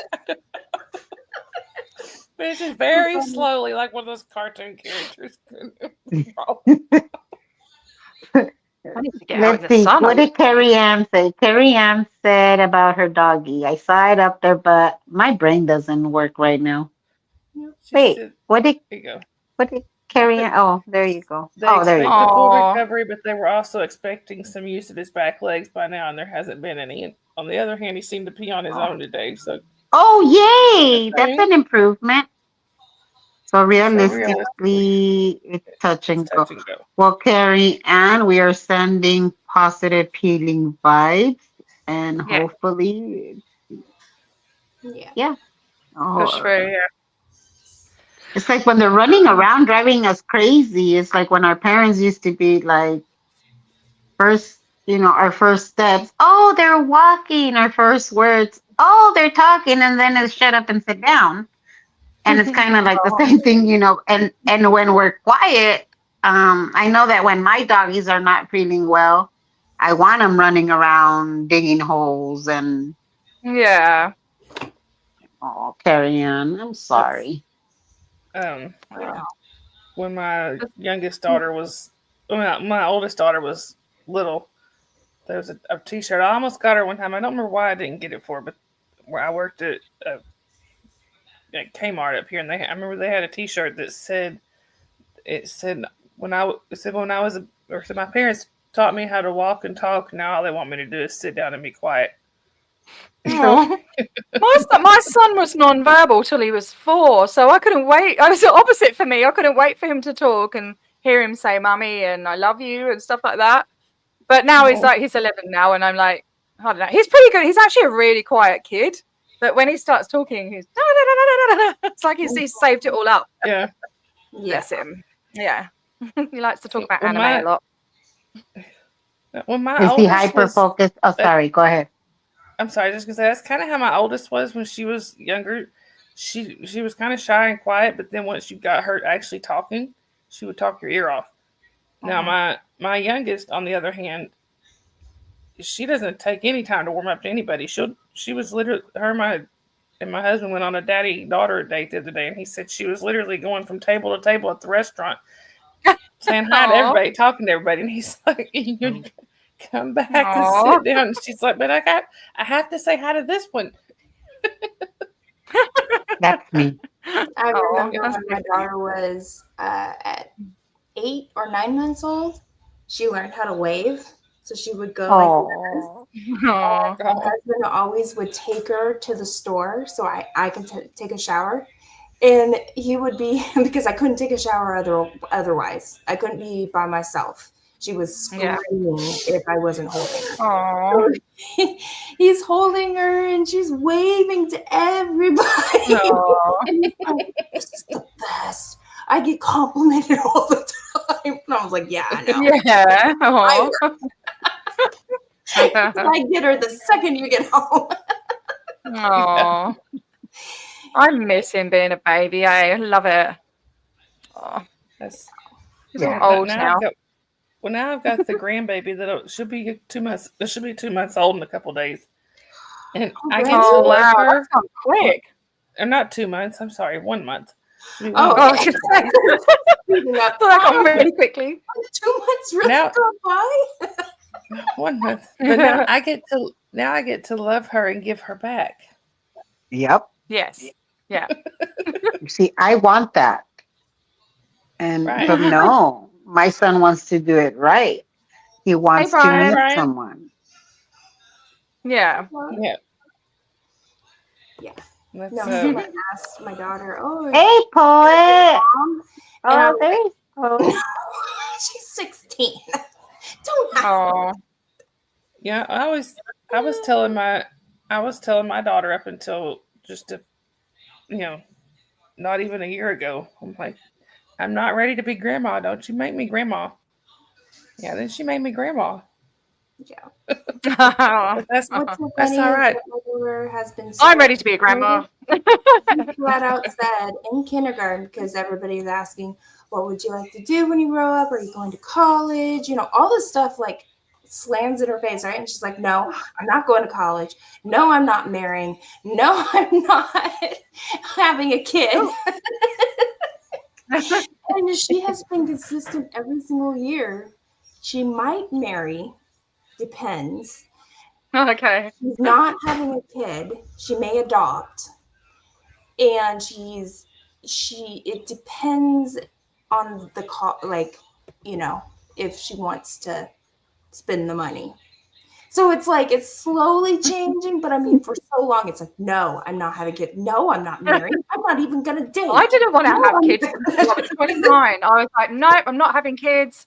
I've been traveling the world. It'll get in the way. I don't want any kids. And then I met Jake's dad, and I just fell so in love. I just wanted to have a baby with him. Just wanted to breed with him. I think it was because I was turning 30 as well. I was like, And then before I turned 40, I was like, I'm gonna get a donor and have another kid. And then I came to my senses. I was like, no, because I was like, I never wanted to have just one kid. So, but no. Yeah. I'm I happy wanted with my more, but the doctor told me to wait. And then years went by and said, if you're going to have it in the next, or get pregnant in the next 6 months.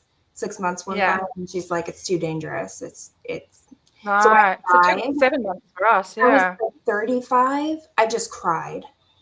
Yeah. I'm not gonna, this is it. I'm not going to have any more. And it wasn't my choice. And then, then it was like talking to him, do we even want to start over? Because by then she was turning 10, and then it was like, no. And then I just cried some more and was like, you know what? It's probably better for my mental health because there's so much going on just with her. Yeah. I'm trying, and now I've become this helicopter mom of like, please just be an, an adult that can function on their own and be able to make decisions. And it's okay that you have anxiety. And so it's one of those things where I'm like, all her, I can't imagine having another one, but having it not be my choice, it's Yeah. Yeah, that sucks, man. yeah. Hi, Cinderella. I wanna get, Cinderella. I'm hoping to sort of, once I get the shots and get my mental health a bit better, and maybe I'm looking at like 10 years possibly, getting into fostering, just to give some other babies a chance. There's so many kids that need help out there. I couldn't do it at the moment. I'm too frazzled, and wait till Jake's a bit older, and because it wouldn't be fair on Jake. Poet. A lot of people are thankful for that when that doesn't happen, because then the kid and you and everybody's just not having a good time, depending on, because no one can get past, hey, you're an ex, but we had that time together. It's no more. We've moved on.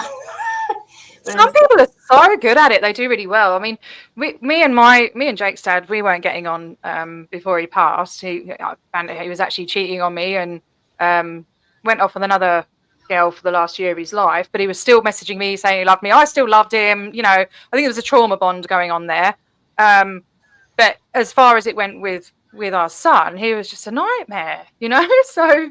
It can be really, really difficult, but some people have it really well. They work on it and they co-parent really successfully. But so in a way, it's I kind of, as horrible as it sounds, I can do it all my way now. Like, kind of, that sounds really horrible and cold, but he's not here, and I can just I don't have that hassle, but it's hard never getting a break.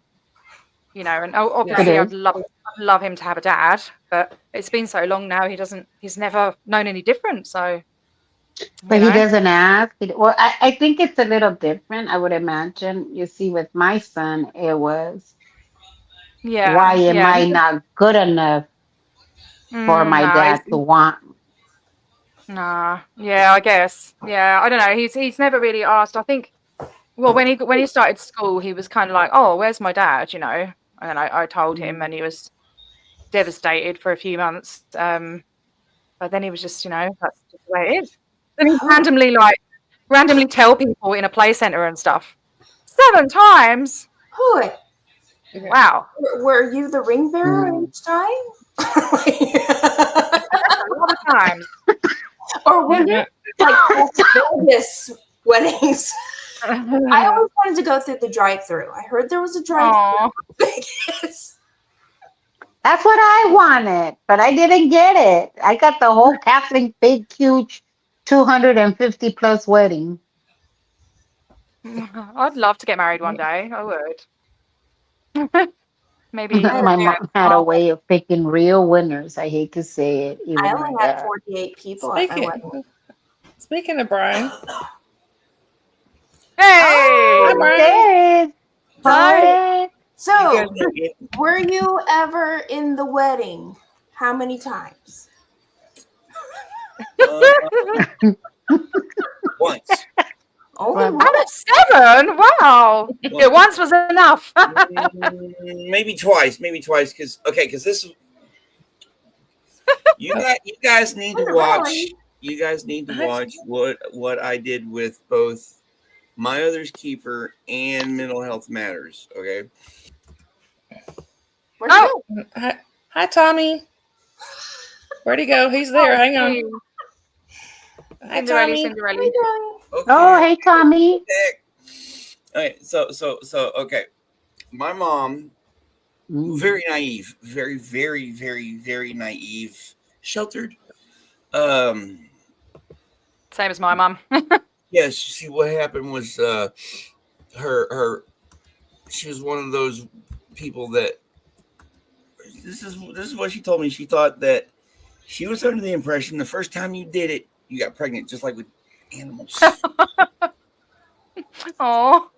And her first husband was a rapist. Oh, Holy geez. Yeah. And he was my dad, my two older brothers' father. Okay, so I got two older brothers, me, and a younger sister. Okay, my mom was very naive, very, very inexperienced, just very, very, very, very, very lots of varies. Okay, Well, and what year was this? she was Like, born. She was born in 47. okay. Okay, my oldest brother, was born in 66. She was from Appalachia, Mm. the northeastern part of West Virginia, Pennsylvania, Maryland, tri-state area, right there In the middle of whoop whoop, as we would say. in the In the middle. middle of Okay, yeah, in the middle of that. and Sorry. we moved Pardon my from French. there to rural Arkansas. Okay, Okay. Think of the jokes I got when I got out in the world. Culture shock. I was like a year old when we moved here, so it's just like it was nothing to me. Right. Okay, so she had a bad picker. The reason she got with my dad was because her sister was married to his best friend. Okay, and then we moved out here, Okay, right. and, Yeah, sorry. and Take a then minute she married a drunk.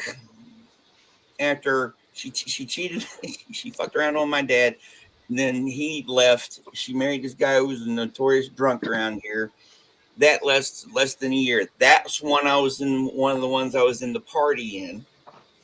Then, when we moved out here, Mom's never going to see this. So when we moved out here, we had foster. My mum watches some of my stuff. I'm worried that she's got stuff. Yeah, anyway. Well, when I had three foster siblings when we moved out here, right? The oldest comes back. This is 76. Okay, when my dad and mom split up and all this stuff. My oldest foster brother comes back in 1980 and asks my mom to marry him. What? No. He was 20. She was 33. Okay. And she said yes. Of course she did. And that's the second one I was a party in. But she was his mom. Why the fuck do you think I'm the way I am? Yeah, that makes me think. Kind of made me think I think of. you're fabulous, Brian. I think you're fabulous, but you just don't want to. You just don't want to get married again. That's fair enough. I'm not surprised. No, never said that. I've had that. That's what I was fixing to say, Cinderella. It's like Grandpa that exactly. You mean trauma, like the That's what trauma? I was fixing to say. I was thinking the same thing, only I don't think this is grandpa dad. This would be brother dad. Yeah. Oh yeah, I didn't even think about it from that perspective. Hang on a minute. Oh my god, I didn't even think of that. I was just thinking about the mom and son thing. Oh my God. Up until recently, there are people around here who actually thought it was incest. Mm-hmm. Right, yeah. Okay. Wow. Oh. And Yeah, That's yeah, why I joked. It's the South. Yeah, and I'm in a small town. Think of the crap in a very, very small town in rural Arkansas when that shit happened, even in the 70s. Okay, think of all the stories. You know I had to turn on the camera for this one. I think yes, no makeup, look like shit. yeah, so do My I. jaws are probably dusty, Okay. but Okay. I don't think I any went. one I of us saw. would. I saw a lot of alcohol fueled violence and chaos from the Oh, age of about basically born until about the age of 13. Okay, yeah. I could write my story down and I could make $1 million off of it. Okay. The biggest problem I have is the anxiety over it. That's why I want to get those shots. Yes. Yeah. That's why I want to get those shots, because I want to get my story out there. It's even talking about it with you guys, and I trust you guys. It's and all that stuff. It's very, very hard. It's embarrassing. You did really well. You did really well on. You went on Mental Health Matters. I watched that. Yeah, I'm yeah, actually going on there. I'm actually going on there tonight, my time. yeah. So in Wait, you're going I'm telling where? my story. I'm going on Mental Health on Matters to Keely's tell my channel. story, my trauma story. Yeah, on Keely's channel. Yeah. I can see it, Poet. I have a hard time listening to men go through what they've been through. So, you know, like the stigma Yeah. because all the men in my family have not been the protectors. Yeah. And Yeah. Well, that doesn't even compound. Just that shit doesn't even compound it. I was molested by my oldest brother. Oh no. Well, when he was when the mice is away, the when the cat's away, the rats will play. Yeah, but that's a different kind of person, man. Yeah, That's no, Yeah, there's a lot of stuff. It's stuff I've come to learn to live with. it made me cry watching your story, Brian. It was you know, but I think it's important for more men to come forward and tell their stories because of the stigma. I think we need to break that stigma. There are a lot of guys that are taught to be the protect. I've never had a protector in my life, a male protector. Neither's Jake actually, and I think these, you know, the stereotype of a man and everything. I think that needs to be broken and it needs to be coming out. You know, like there are so many men suffering in silence. Yeah, well, and it's and it's like not even that. It's like one of my biggest issues. I never had I never had a good examples growing up as far as relationships. and that's what I meant. They were and then it makes it even what compounds it. Okay, what compounds it is.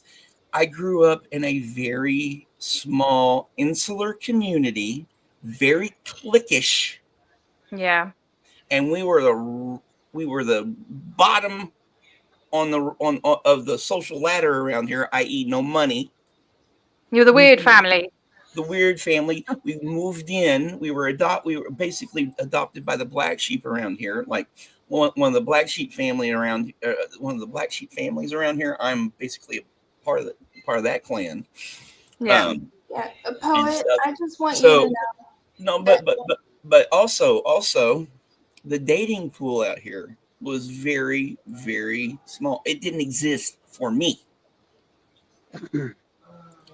Okay. I didn't have my first girlfriend until I was 33. Wow. The first woman I ever fell in love with, married. I was 26. She was married. We had some fun and I got my heart broke and I could have got something else broke too.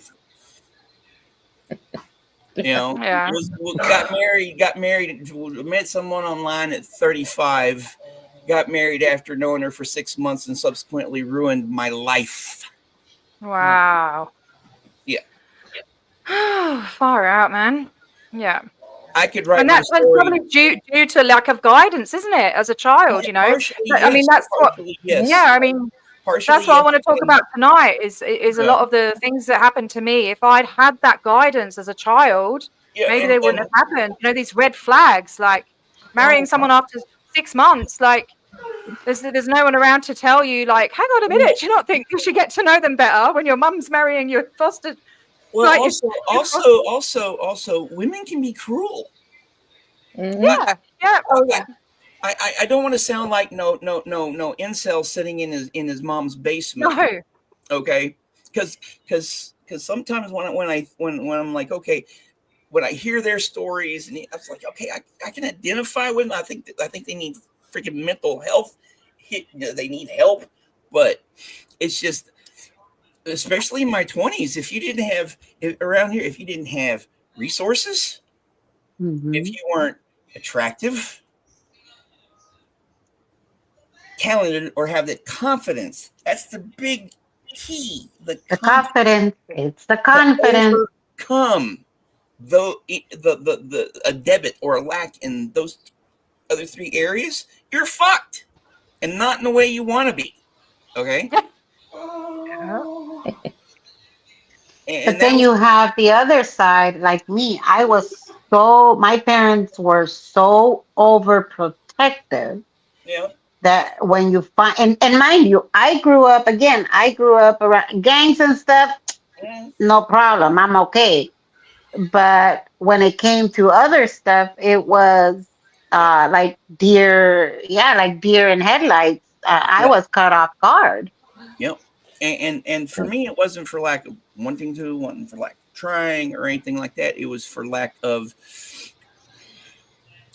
again, the lack of the resources, whether material or mental, in order to overcome all that anxiety and the Mhm. fear, because you're not good enough. It's supposed to be, no, I'm going to fucking show you how good I am. With Yep. me, it became, might as well not even try because I'm going to fail anyways. Hey, you guys, I'm sorry. Y'all keep talking. I'll be right back. Okay, go handle the kitten. So, So, Poet, so, so I yeah, just wanted you to know that with the stigma and the type of like, especially back in the day, Yeah. we're talking 70s, 80s, and even before then, there was a certain way your household needed to be. Like you have a mom, a dad, Oh, yeah. 2.5 kids, a pickle. If you didn't have that picture, you were looked down upon. And the thing about it is, most people didn't have that.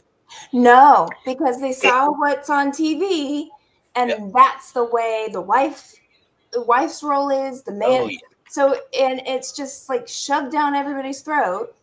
And so what I'm saying about the stigma with the men's mental health, it's looking at some of the men in my life, they had no reason. They were manipulative, but they really had no reason. My dad was spoiled and the golden child because he was the firstborn. That sounds like my He oldest could do brother. no wrong. That's like my oldest brother. In my Quite grandparents' entitled, lives, yeah. even though he knocked up a younger child when he was 15, she was 13. Wow. Wow. Yeah. And had to get married and then had the second one, but he was already an alcoholic, addicted to pills, all this stuff, and he was perfect. So then, of course, with me and everything, or my family, he was still not in the wrong. He could do Is no it because he wrong. was a man? Because he was male, do you think? Yes, male Yeah. and the first child. Well, with my oldest brother, my oldest brother was manipulative, and I don't know, he had some. He's gone now, rest his soul. He can't really defend himself. So, Right. and he was my brother. Yeah.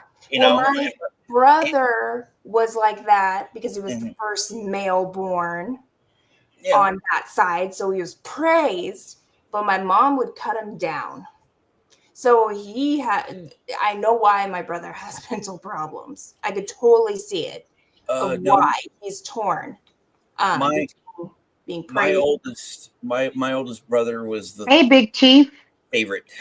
Was my mom's favorite. Yeah. I was the middle child. I'm your typical middle child. Oh, I had boy.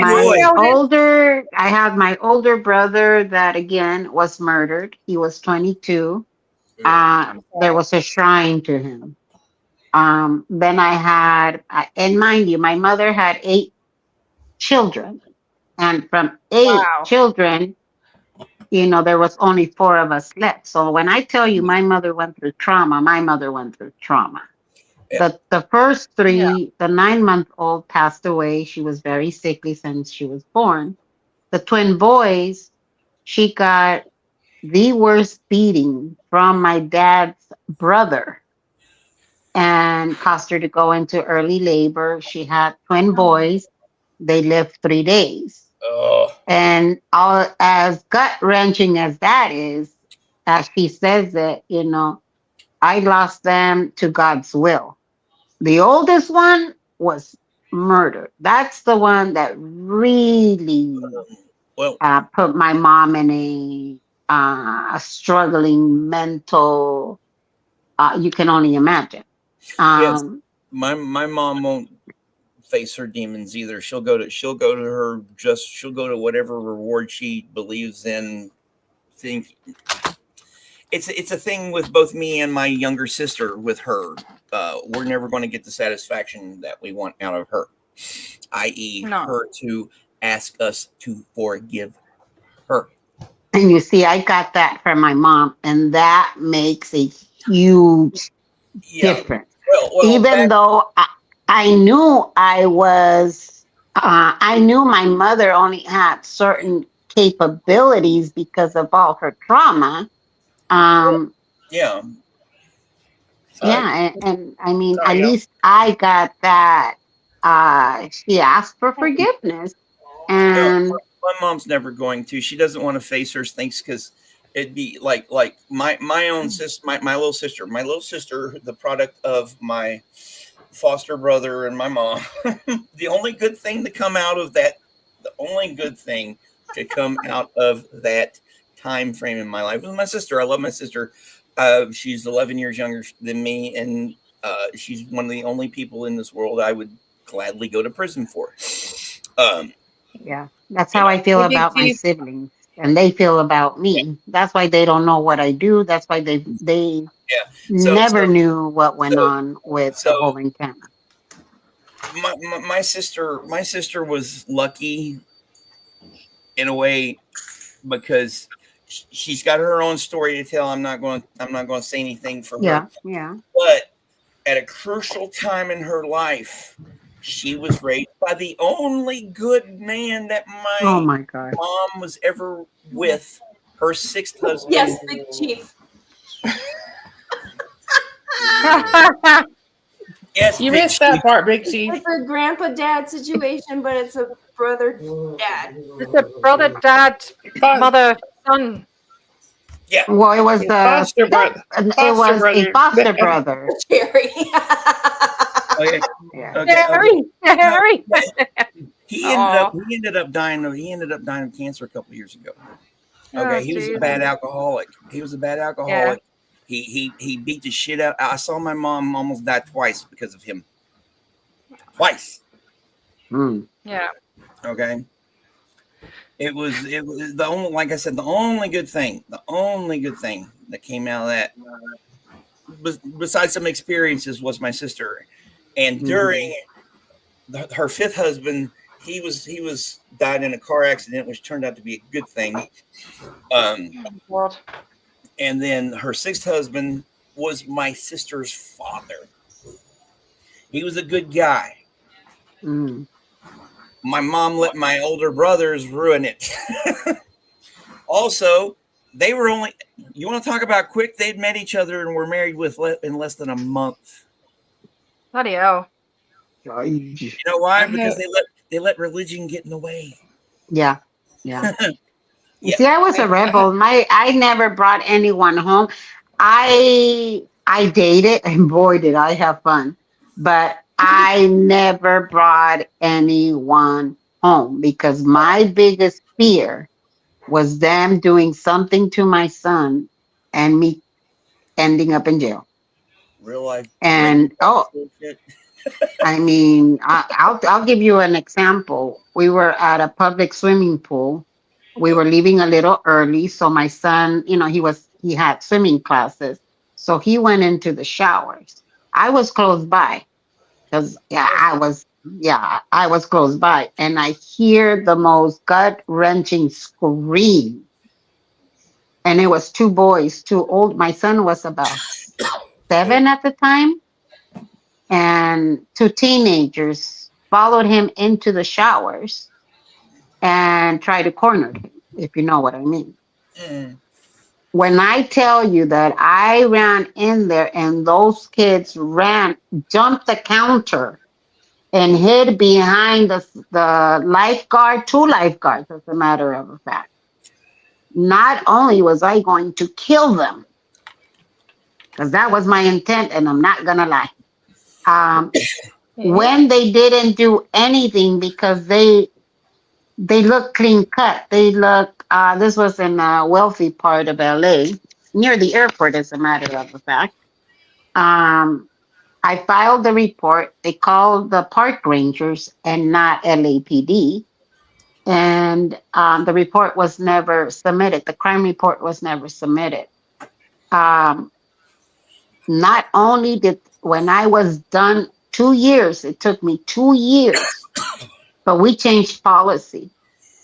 I couldn't get to the kids because I didn't know where they lived. They were eventually, I don't know, whatever shit they had to go through, but they went through it because we did end up filing a criminal report, changing policy. I met with the head of Park and Recs for LA. Leverage. No, I'm like, mm-mm. I will kill someone. What I'm happened? fine. I love that you're laughing because it's actually really terrible, isn't it? Like, It's funny as shit, too. Brady Bunch needs deliverance. Talk about my life. My life. all I can hear is banjos in my head now. Like, Jesus. The Brady Bunch. I used to love that. And you know what? I met Greg in real life way after the Brady Bunch, way after you didn't even know who the hell he was. And he was the biggest asshole. He was. He was.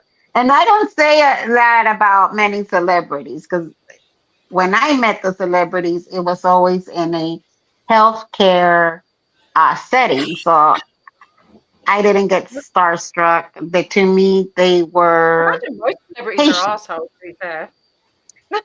You know what? Amazingly enough, and again, because I met them in a healthcare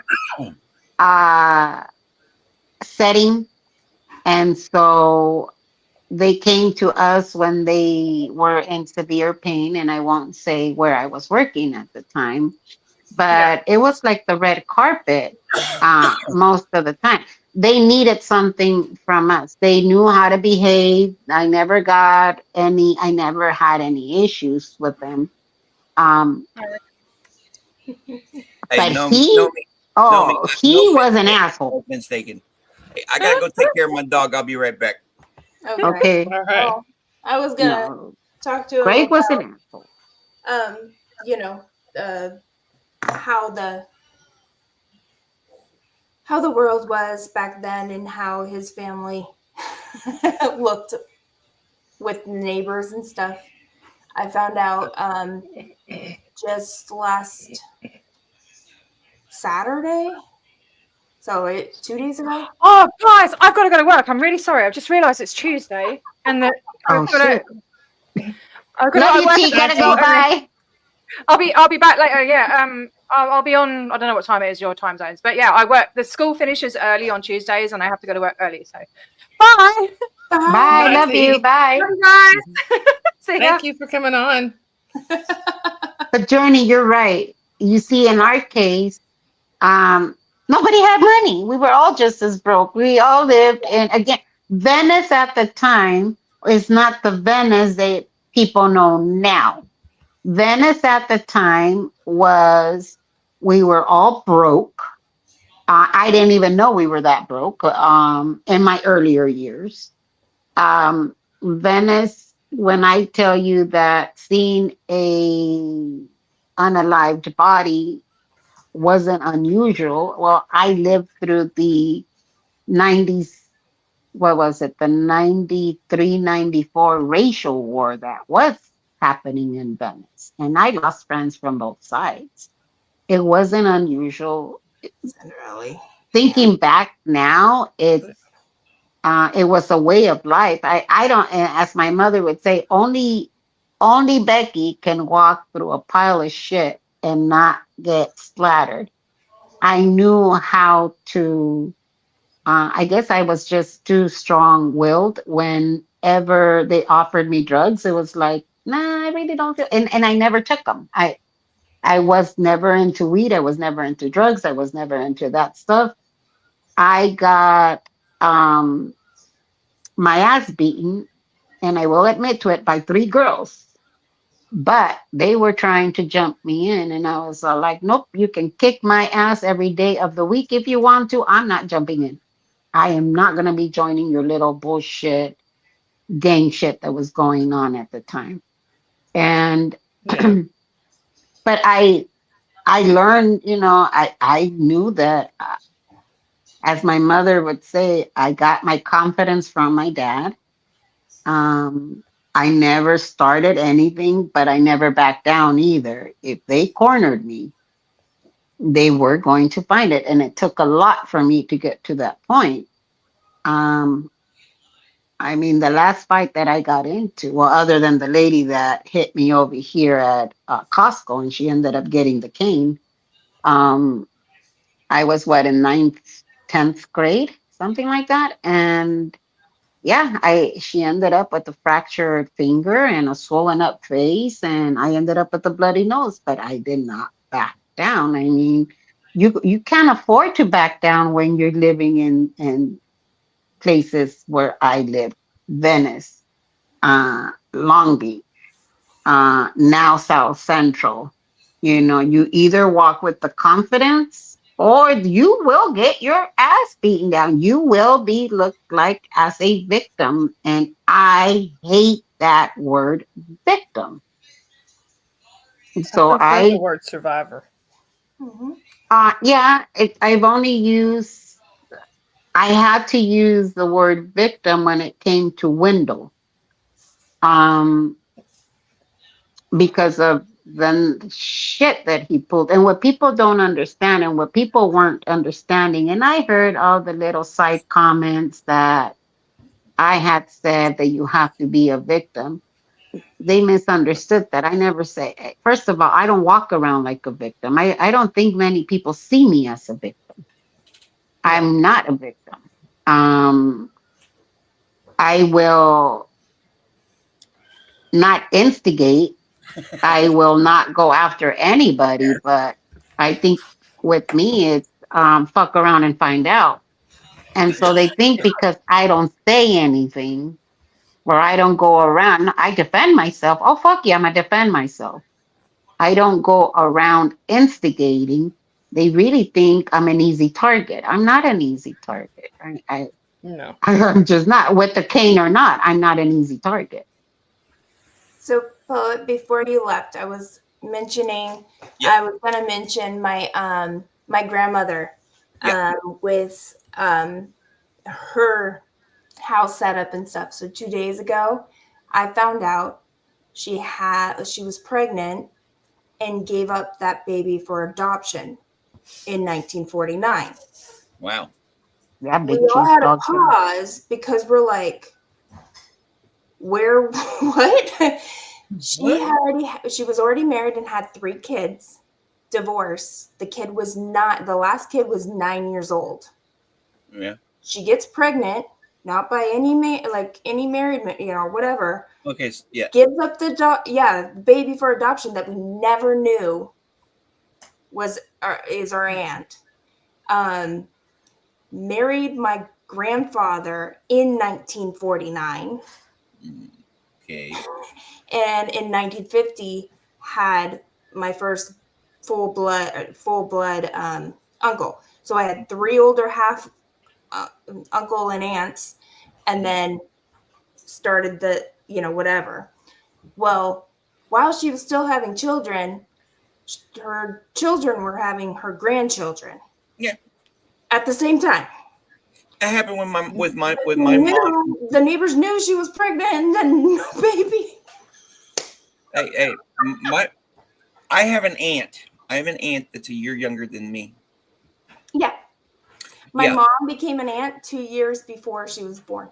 Yeah. I have my grandmother's last child, my Aunt Ginger, who is probably not going to be in this world that much longer.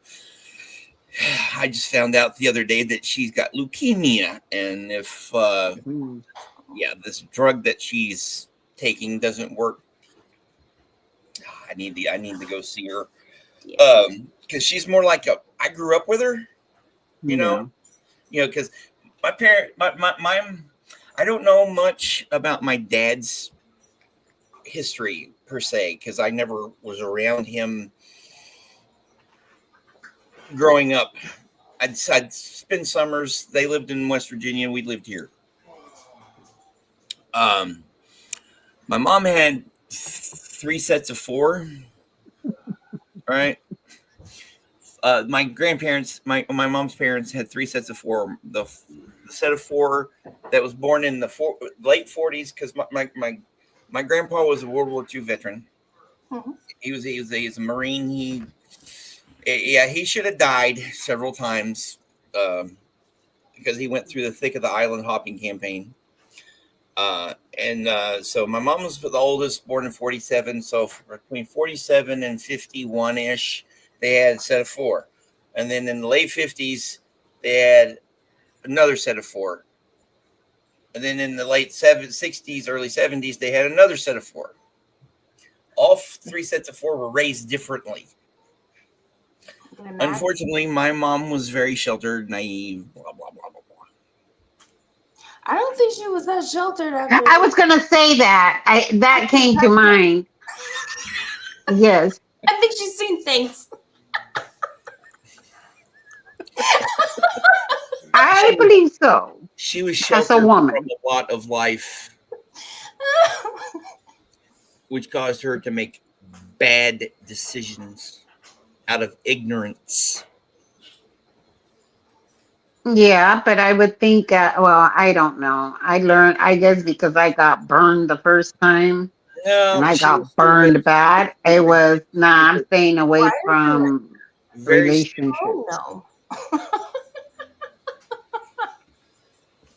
So my first cousin, the oldest first cousin, is 32 years older than me.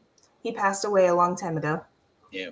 And the youngest first cousin is 17, 18 years younger than me. So Oh, wow. we got That's lots. a lot of cousins in between. Yeah. No, that's why it's like my grandmother had a total of 9 children. So, and I told you the first 3. So that's why it's like, I'm sorry, what year? Because that's the year she married my grandpa. Did she just all of a sudden, like, you know, did he know there was a random kid somewhere that was hers?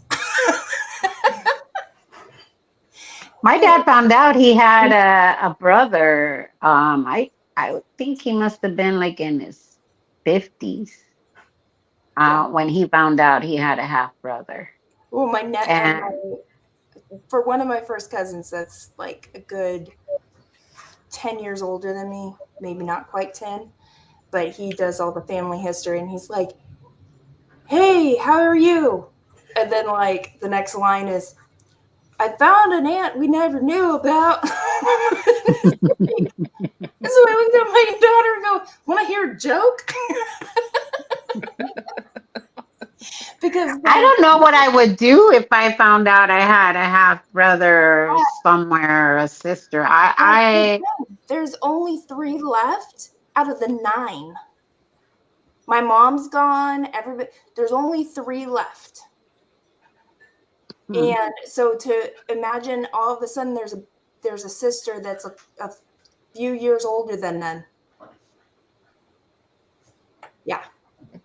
Yeah. I don't know. I don't know how I would take. You see, with us, I found out my grandpa on my mom's side remarried after grandma passed away.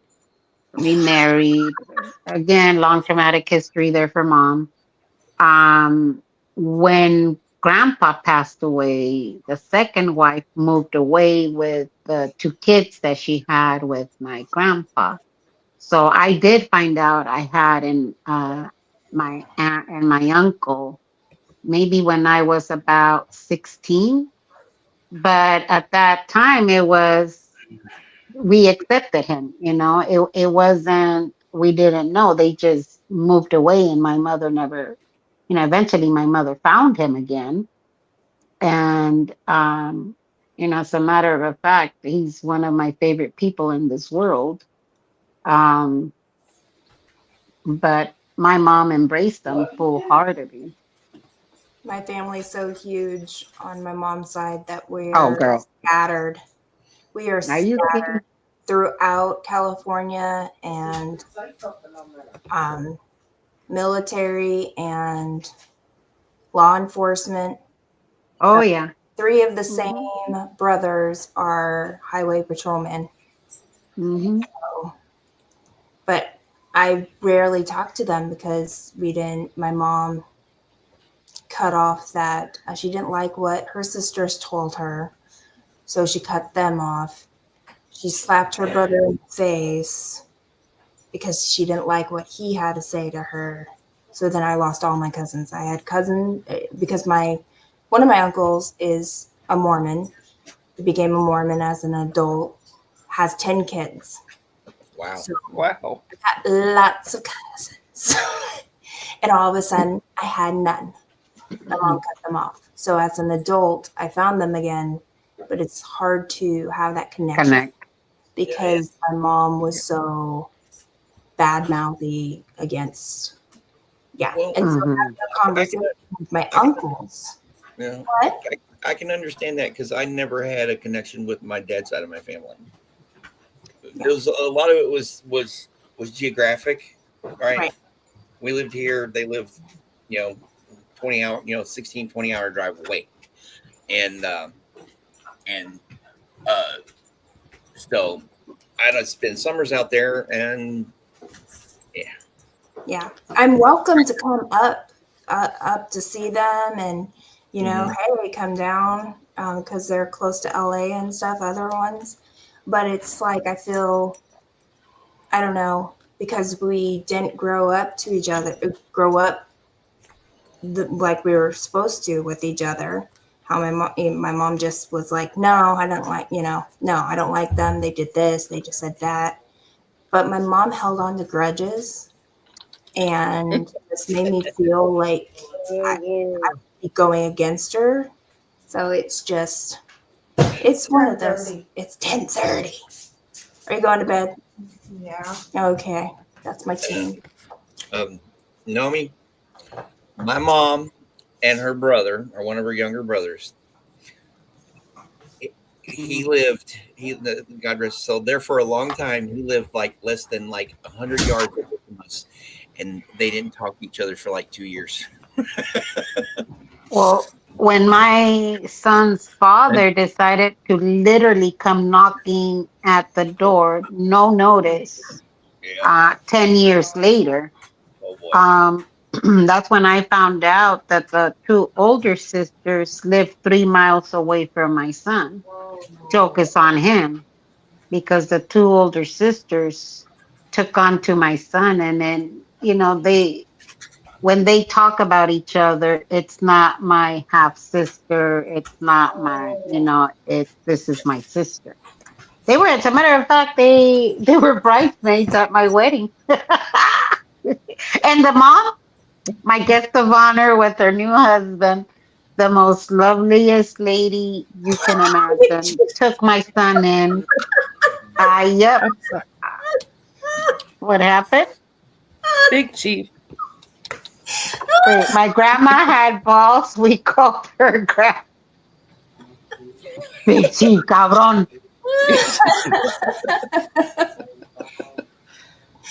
No, Guy. it was just interesting, the dynamic, because if my mom knew the conversation that my uncles were having with me as an adult, because they came up with one of my mom's biggest secrets Bless you. Bless you. to the grave. And I went to tell my cousin after he told me this big secret, and I was like, they all took secrets to the grave. I'm not going to type it out, but I need to call you. I need to talk to you over the phone because we live close. But I was in awe because they're like, that was really weird. They did this, like my uncle, one night, he was only 17. They bought him a motorcycle and he was gone the next day. And they're like, why do you think he moved to LA? I don't know. What? I'm just standing there going, oh, the family doesn't know. It was only between the parents and my mom. And then all of a sudden, they're talking about it. you know, it's kind of things happen but weren't talked about. And now as an adult, they're in their 60s. And I'm like going, wouldn't you like to know? Wow. Yeah. No, I with my dad's side of the family, well, you can imagine he beats his wife. The brother did. We never had contact with, and that wasn't the most horrific thing that man did, mind you. Just um, my mother is completely deaf in one ear because of that beating she received. But with the cousin, this is something that I am very grateful to my parents. When they had issues among the siblings, my uncles, my aunt, they never involved the kids. So if my mother had just gone into the biggest fight of her life with my aunt, um, and I would overhear the conversation and I would be like, well, I don't want to talk to her. She would say, this is none of your concern, and you still respect her. And that kind of followed through with the cousins. So whenever we call them las tias, the aunties, whenever the aunties got into it, we kids, Oh. we just kind of stepped back and you're like, do you see them? Yeah, we see them. Who do you think is going to win this one? And I had a lot of support from my cousin. I did. We did. We would take bets. We would be like, well, my aunt so and so, it's kind of, nah, she's the youngest one, but she bites. And um, she did. Oh, she was feisty. May she rest in peace. I love that lady.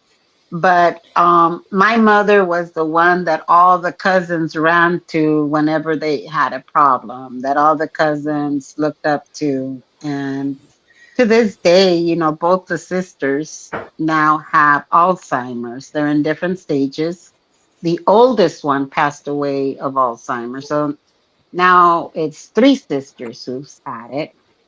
And what they left behind, our parents were that now the cousins kind of lean on each other to help us through these stages. Because the older cousins from my oldest aunt, they kind of helped us with my mom, and now with my other cousins, we are helping them with my other aunt. So I'm very grateful, and the kids here too, you know, are my siblings and their kids. You know, we might get upset at each other, but we never bring the kids into our, what my parents used to say, adult conversations. Mind you, they're all in their 30s, but it's still adults conversations. Well, and honestly, what you know, talking about you can kind of sit back and giggle when they would argue or whatever. We did that. Oh yeah. We did that with my parents all the time. But you know what Mhm. that to me what that shows is that there's always the love there, and Yeah. even as kids, y'all knew that. You know, I Yeah, think that that's a we very did good know. thing. Oh, did you experience that? Oh no, No, arguments, I didn't either. arguments between my mom and her. Honestly, the arguments between my mom and her my dad and her various husbands and they were all they were all like most of them. A lot of them were alcohol fueled, and they turned violent. Hmm. You know, thank goodness that stopped when I was 13. Okay, Wow. that's when my sister's dad Oh, was doggy. out of her life. In the long run, it turned out to be a good thing because he was bad off. He ended up becoming sober 2 years after his twins were born. My sister has two half siblings, a brother and sister, fraternal twins, that she has a relationship with now. I think, because a couple of years ago, several years ago, he got diagnosed with colorectal cancer. He died March of 23. 22. Yeah, 23. So it's been almost 2 years. And I'd gotten contact with him, because I'd always thought of him as a brother. It was weird. thinking of him in that other role, because by the time they got married, I was like 8 and more aware of the world, because that's when, the age of accountability, however you want, that's when you become more aware of stuff. Mhm. Hmm. Something wasn't right. Yeah. But I called him up and I forgave him because he didn't remember stuff that went on, because I told him, in our various conversations, I told him a few things that happened. And he was like, man, I don't remember. I'm sorry. Yeah. He was a great guy. He was a great guy when he wasn't drinking.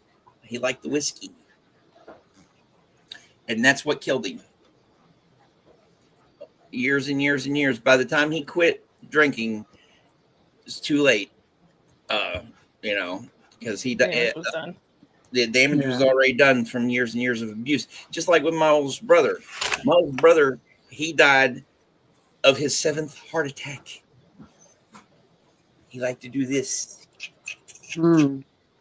Yeah, he'd abused. And my middle brother is going through rehab right now. Mm. And me, I'm lucky I didn't go down that same path that they did, as far as that. But I self-medicated for years without really knowing it on weed. I never drank because of what I saw happen when, and I could see that capacity in my own self, So, hey, Hey, Misha. Misha. So yeah, I would love to get together with someone who's a screenwriter and collaborate on my story. I've been Like, told I should write a book, and it's like, yeah, well, what is it gonna be? Because I mean, the twists and turns. oh yeah, Like the guy that murdered my brother, he got off on a technicality. And when I tell you that my dad always carried a pew pew in his car because he swore up and down he was going yeah, to get him. Um, six Oh, years really? afterward, now the guy was extradited from Mexico, and in that extradition, something went wrong. All I remember is having my parents coming home from court and my dad just being the angriest I have ever seen that man. And I didn't really understand because they never yeah, talked to the younger kids about what was happening. yeah. Same thing, But and yeah, the same thing happened. Yeah, well, they I'm didn't gonna talk tell you, about stuff. They didn't. when here I am 6 years later getting my work permit, working um with kids and the elderly, and my manager tells me, let's go celebrate that you got hired, because I had just got my work permit where I used to volunteer. They hired me. They were just waiting for my work permit. And we go out to celebrate with the other friend of hers. And first we need to make a stop. Oh, okay, cool. You got to make a stop. Come on in. I went into the apartment. And when I tell you that my whole body just shivered, and I ran out of that apartment, went into the car. Um, Vicky, the girl, comes running after me. And what's wrong? I don't know. I don't know. And I was hysterical and didn't understand why. She tells me we stopped because we had to get the funeral clothes. And then she starts crying because my friend just passed away. And here's this stupid 16-year-old. And I tell her, there is a God, because the guy that murdered my brother, well, this and this just happened to him. So he got his, there's karma. And her mouth just drops. What's his name? I gave her the name, and it turns out I was in that man's apartment. And Oh. let me tell you what I remember about that. I I couldn't tell you what the apartment looked like, because when I tell you that I got tunnel vision, I got tunnel vision. But I do remember the mom walking through the grass, heading towards the apartment because she was going to pick up the clothes, and her screaming because it had just happened 2 days earlier. And even at 16, I looked over at her and I remember those screams because they were my mom's screams. They were the exact same screams. There was no difference in the way they were screaming and crying. And I just remember thinking, well, may you find peace, because my parents sure did. And yeah, that's the kind of shit that I went through. But let me tell you what got me through a lot. What got me through a lot of it was, one, again, my dad had a saying, you know, si la pobreza te tumba, el orgullo te levanta. If poverty brings you to your knees, your pride will get you to your feet. And that didn't just mean poverty money wise. And that's something that, you know, he always, no matter, because my dad grew up very poor. My dad lost his mom at 8 years old. He tumbled from one brother to the sister to the other brother. But something that my dad always had was confidence and pride. And, you know, if poverty brings you to your knees, then your pride will bring you to your feet. And that's something that always stuck with me. I like And that. to this, yeah, I mean, just really think about, Poet, when you're really struggling, at least that's where I'm at. When I'm really struggling with the why me, I'll sit down and I will have a pity me day. I don't talk to anybody. I pity me.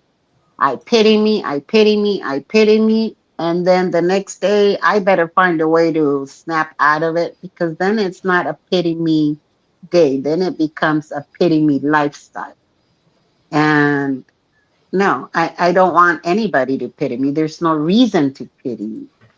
Um, there's been people that have had it worse than me, people that have had it better than me. Oh God, yeah. I see celebrities all the time with all the money in the world. If I were to tell you one of your biggest celebrities, and their kids are also celebrities, and now their grandkids are going to be celebrities, when I tell you that this was the loneliest man I have ever met, and you would say, nah, Becky. And, you know, out of respect for this man, that he was a patient, not a celebrity to me.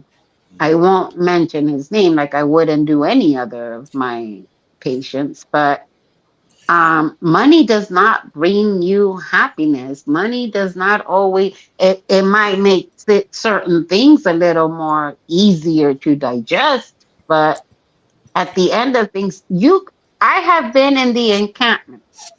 You guys know that I go to Skid Row. I've worked in Beverly Hills. And I will tell you that there are some people that are happier on Skid Row than they are behind those mansion doors. It's because it becomes a burden. You know, Yeah. it's the thing about having resources. I don't call it money. I call it resources, right? It can be financial. It can be material, spiritual, mental, whatever. The thing about having it's having them and using them properly and not letting them become a burden. You know, poverty, not having money can be a burden. I know I grew up very poor, you know. On the other hand, my college education was basically handed to me if I would have buckled down and done what I needed to do, but I was more worried about finding myself than getting my education because I was poor. You know, then I had to join the military in order to get my life together and to see what happened to that. But yes, it's yeah. I think a lot of the times it's also, I handle shit with humor. Yeah. I mean, I really do handle a lot of things with humor, and Yeah, you know that. If you can't laugh at life, then you might as well just give up. Oh, honey, I mean, I can sit here and like all the shit that again, just from the encampment alone, I still don't see it as the worst time of my life when it came to being out there and doing what I did, even though the aftermath was, I will tell you, it was traumatizing what they put me through. And I won't go into details because I know what I went through. And if I told you guys would say, Becky, are you nuts? No, I know what I went through. I know what they put me through. I know what those trolls, or as I prefer to call them, mold spurs, did. I know what they did to me. I know how they came after me. I know how they would go after the channels that I would be in chat just because I said, I'm sorry for what you're going through to Natalie. I mean, I saw all of that, and all of that is to isolate. All of it was done to isolate you. And still, I don't tell people, don't go watch his channel. No, no, no, no. You go watch his channel. You go, and because you see, I was warned about it, and I thought, well, that's not the person I see in front of me until I saw the person that I saw in front of me. Sometimes you just gotta experience it, and I always told my son, make sure that you get all of your failures out of the way while you're still young. Go do whatever you need to do. So by the time that I am no longer in this earth, you would have either learned from it, experienced it, or grown from it. You know, I don't believe in sheltering our kids to the point where, no, no, no, Tommy, you know, don't touch the stove. I will tell you, don't touch the stove. But if my kid was still dumb enough to not listen to me and he touched the stove and got burnt, well, here, let me put a little ointment on you. If he didn't learn from that first time, I don't know what else to tell you. So I don't believe in sheltering our kids to the point where they don't make mistakes. Nah, my dad always asked me, what mistakes did you make today? Well, did you learn anything from it? Well, I better learn something from it. So I don't believe in sheltering our kids to the point, because I was sheltered, where you couldn't make a mistake, because then I always felt that if I made a mistake, if I did something incorrectly, I agree. everything was going to fall on me, and I had to be um not so much a person pleaser, because I you see, my parents were very, very different. My mother was the maintain your family intact and the image intact. My dad was like, fuck their asses. They can go to hell. So I had it from both sides. Um, and I'm gonna tell you, I wanted to make my mother proud, and so I didn't want to hurt her more than she has already been hurt. But I didn't start making my mistakes until, I would say, later in life, and it wasn't even mistakes. I just finally said, you know what, fuck what everybody thinks. When I met my husband,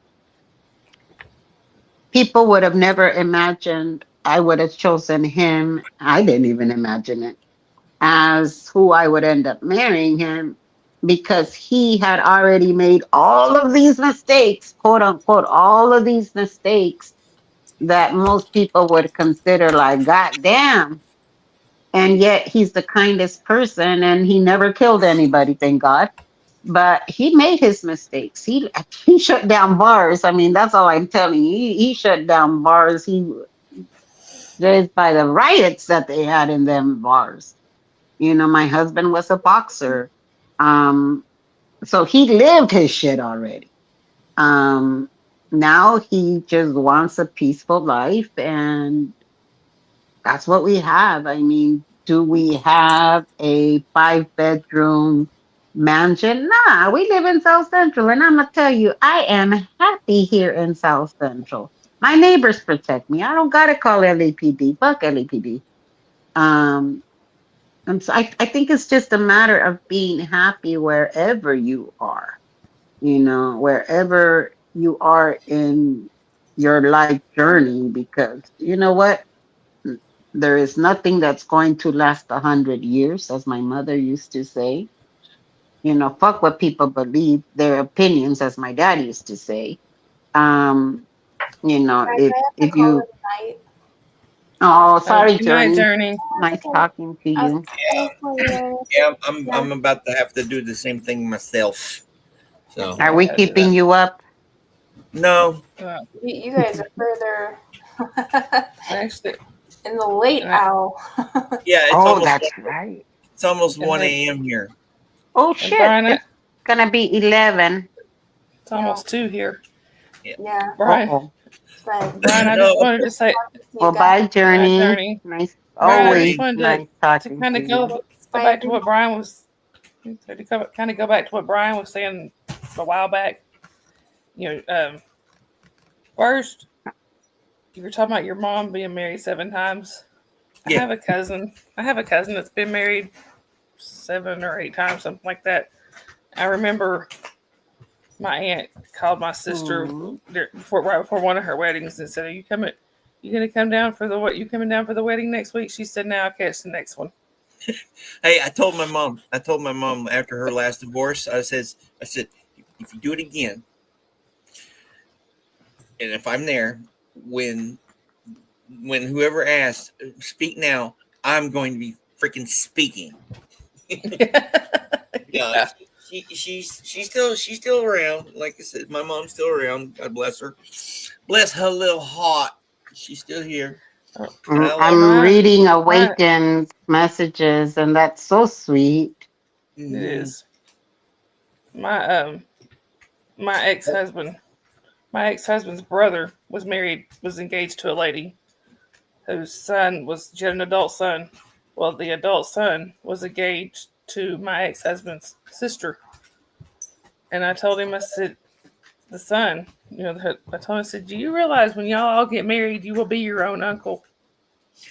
He's like, how do you figure that? I said, well, your mom will become your sister in law, and you are your sister in law's brother. And I don't remember how exactly I explained it to him, but I said, but I came around, I said, but you will be your own uncle. Oh, That's wow. it's kind of like Sterling with Jenna Miscavige. How they do it. Yeah, Anyways, I got to go, ladies. It was nice talking. Always Take appreciate you yeah. guys, care. I'm and gonna have to go too. we'll Yeah, have to do it I'm again definitely. Thank you Awaken. for coming on. Thank you, Brian. Always great seeing you. And great seeing you too, Becky. Bye. Take care. Bye. I'm reading Awaken's messages right now, and I agree with you. Yeah, When she's saying that it takes all the drama takes away from so many people needing the help. it I does. agree with you 100%. Me too. Um,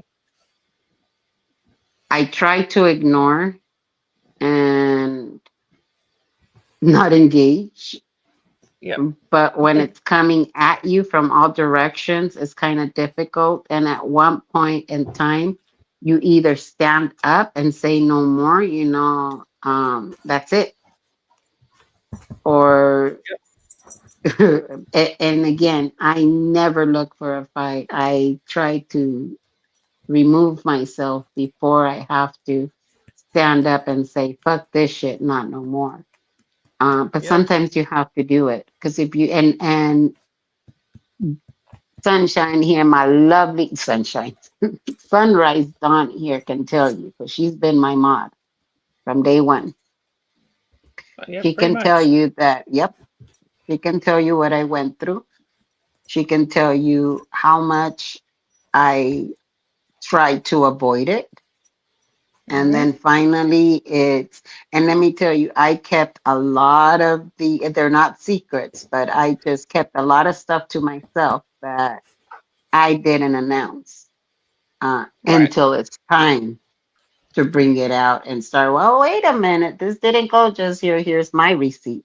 I didn't bring out receipts because I really felt that they were not necessary until they are. So I agree with you, awakening in that. That's why, because I know that every protester brings some type of value, whether we like the way they do it or not. Mhm. If it's bringing attention, you know what? I'm staying away. I don't fuck with you. You don't fuck with me. Do you, boo? Do you?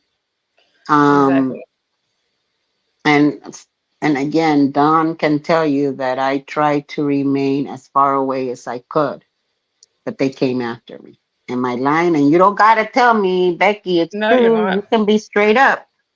No, you're not lying at all. I mean, there's, some people would try to give me flack every now and then just for being your mod, and I just Yep. ignored them. It's like, Yep. They sure it's did. like, They came after you.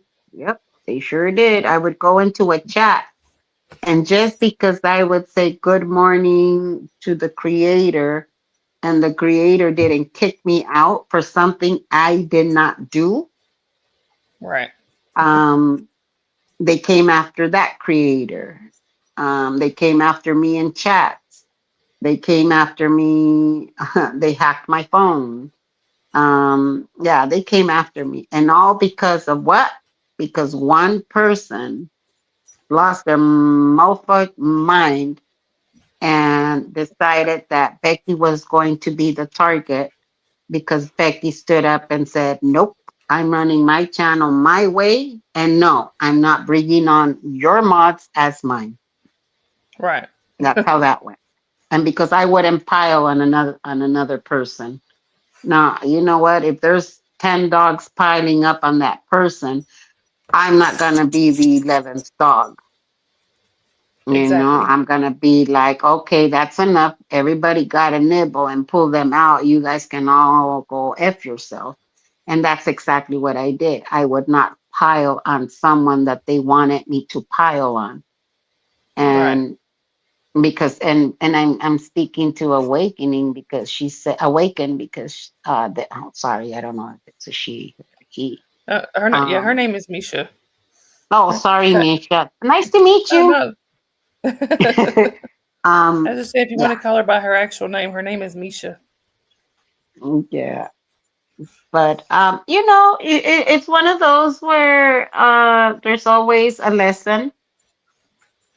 I've learned many lessons. Was I naive when I came onto this YouTube world? Well, I wasn't prepared for what I was not prepared for what I went through the very first time I streamed, right, Don? Right. Right. And Yeah, the first time you streamed was traumatic, yeah, very traumatic. literally traumatic, very traumatic. But Yeah. you know, But for yet like I'm for all still the years. standing. Exactly. And Uh, I think we were all naive when we first came in though. And I'm still learning. oh yeah, DOA's a fraud. Yep, they sure do. And you don't say anything. What makes it so funny. That you're probably more respectful than most. It's It's just your name. I was gonna say it's just your name. Yes, Brody. Yeah. Yeah, Yeah. or with Misha you can call her Ned because somebody Net. thought her name was Awake Ned instead of Awakened. Oh, So she's been Net. Ned. You see, I like calling DOA a fraud. I cannot spit that out. I just can't. Right. It burns my tongue. She's Uh, fraud or fraudy. but I love calling them fraudy because it's I don't know, it's fraudy. It's like when I see Bunky, who is Dawn Mm-hmm. in a chat, is hi Bunky. Cinderella. When I see Cinderella, I need to sing her name or else I don't know. It's always Cinderella, Cinderella. I always see it that way. Yeah. Gnome, He's Gnome is Nomi. always no. Oh, I've been calling him Nomi from day one. Like I just that big name, Nomi. Who And else? I think Brian. we Yeah, poet. Brian is poet. It's poet, and that's how I always see him as poet. Fraud. Wait, what is Brody Yeah. saying? He said different people call me what they want. Yeah, they do. They do. Very few people call you by your full name. They And I think, yeah, and I think it's because of the first, what was it, the 3-letter acronyms? yeah. That I think is why people don't call you by your full name. So we just call. But we'll call you Ned. I don't know. They thought Friday was, who did they think you were, Friday? They thought Friday was, DOS. I think they thought was fraud. yeah, Whatever I the other know. one was. Yeah, Brian, they, Brian says he doesn't mean being I called like poet. calling him poet. It's because when I think of Brian, I don't like using people's first names because I don't know. It just if it's from a poet, I just poet. I like. Oh yeah, there you go. They thought you were Ellie and Katie Pita. Brian was Yes, actually the poet. first. Yeah, Brian was the first friend I made in this community. When I Who was? I first got the courage up to say hi in one of the chats. Brian was the first. Actually, I think at that time he was the only one that responded to me. So yeah, he became my first friend here. You see, I supported before I went out there. I was supporting some of the channels because I was following Streets. So I blame Streets for all of this. It's But all his fault. I just have I think of Streets in very high regards, and it's because of what he's doing with LAPD. Living in South Central, having to deal with LAPD and seeing him making sure that they are held accountable um, is what really got me watching his channel because I was all like, oh yeah, fuck yeah, get him. But I would never really Right. chat. But I came from the 1A community. I have a lot of videos of many stops. I used to post the shorts on my YouTube. Um, Yeah. yeah, I've taken people off of handcuffs and stuff just by being there with the camera. So Yep. yeah. But anyway, Sunrise, do you need to go to bed now? Yeah, I was gonna say it's about Yes, time for it's me to time. get ready for bed, and this guy he's been so patient. He's been sitting here Oh, just patiently waiting. I think you've met Jasper. yes, I have met Jasper. I'm shocked Jasper is not barking at the neighbors. No, he says it's bedtime. He's ready to go to bed. Oh, well, my husband already went to bed, and my two lovelies are already in their nice, warm, comfortable space. So I'm gonna go in and say hello. Wait, oh shit, is Pup Groomer on? Miss Jenna? I'm betting she is. Let me look and see. Ooh, If she is, we can room raid her. There's not many of us, but we can do a room raid. yeah, we can do that. It's always nice. My first room raid was Natalie. Was it? And yes, and I went from at the time I was my channel grew very quickly.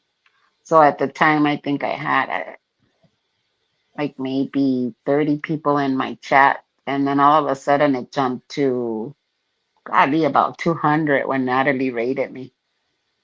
I Yeah, didn't I know what remember. to do. I was all like, hi, wait, let me show you this. It was fun. The like the first time I watched one of the first few times I was watching Carrie Ann, she had like 4 or 5 people and she got a room rate and it was just you know I I think was out at the almost 1,400. Salvadorian event. Yep. I was out at the Salvadorian event. I wasn't streaming full time. I turned on the camera at that time. And I got room rated by Natalie, and I didn't know what the hell to do because I was all like, okay, how do I act?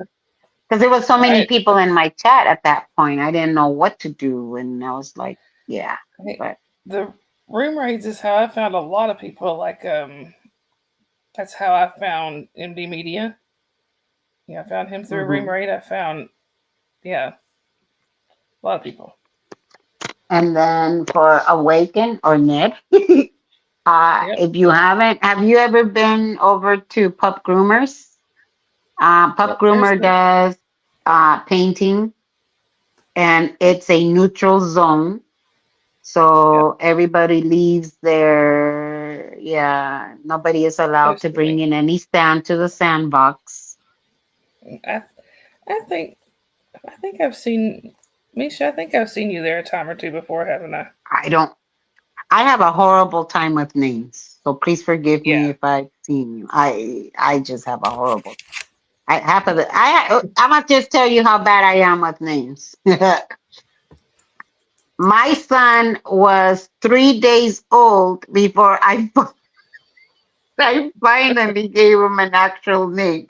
One person would come in and was his name Jonathan. The next person was his name, it would be David. Trust me, it's Yeah. not Jonathan or David. It took me 3 days to name my Yep. child. Hey, So, anyways, let's my go over. Uh-huh. yeah. I was gonna say my daughter and her boyfriend were almost the same way. They didn't have an for sure name for Jasmine for my grandbaby until like the couple days before she was born.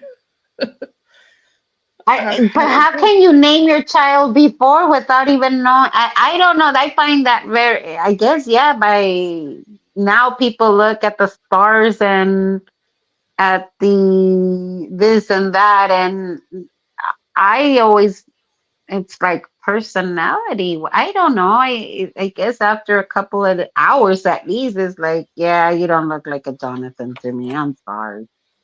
Yeah. But yeah, I couldn't name All them right. until a couple of days. But anyways, thank you so All much right. for Well, hosting. Big thank hug and thank to you for you coming and on your here and hubby. hanging out with me. Well, thank you for coming on and hanging out with me, Becky. Girl, you know I My love you. bunkie. I My love you bunkie. too. Let's go do Yep. a room raid Yep. on Pup Groomer. I'll see you Yep. over Y'all there. go. Yeah. See y'all at Jen's place. Bye, everybody. Okay, And bye remember, guys. Thank you. thank you. And guys, Go remember, ahead. if you happen to see anybody without a smile, give them one of yours. Y'all have a great night. And if you happen to see somebody with a frown, flick them off. Not just kidding. I'm kidding. That too. Bye. Bye. Good night. Good night. Bye, y'all.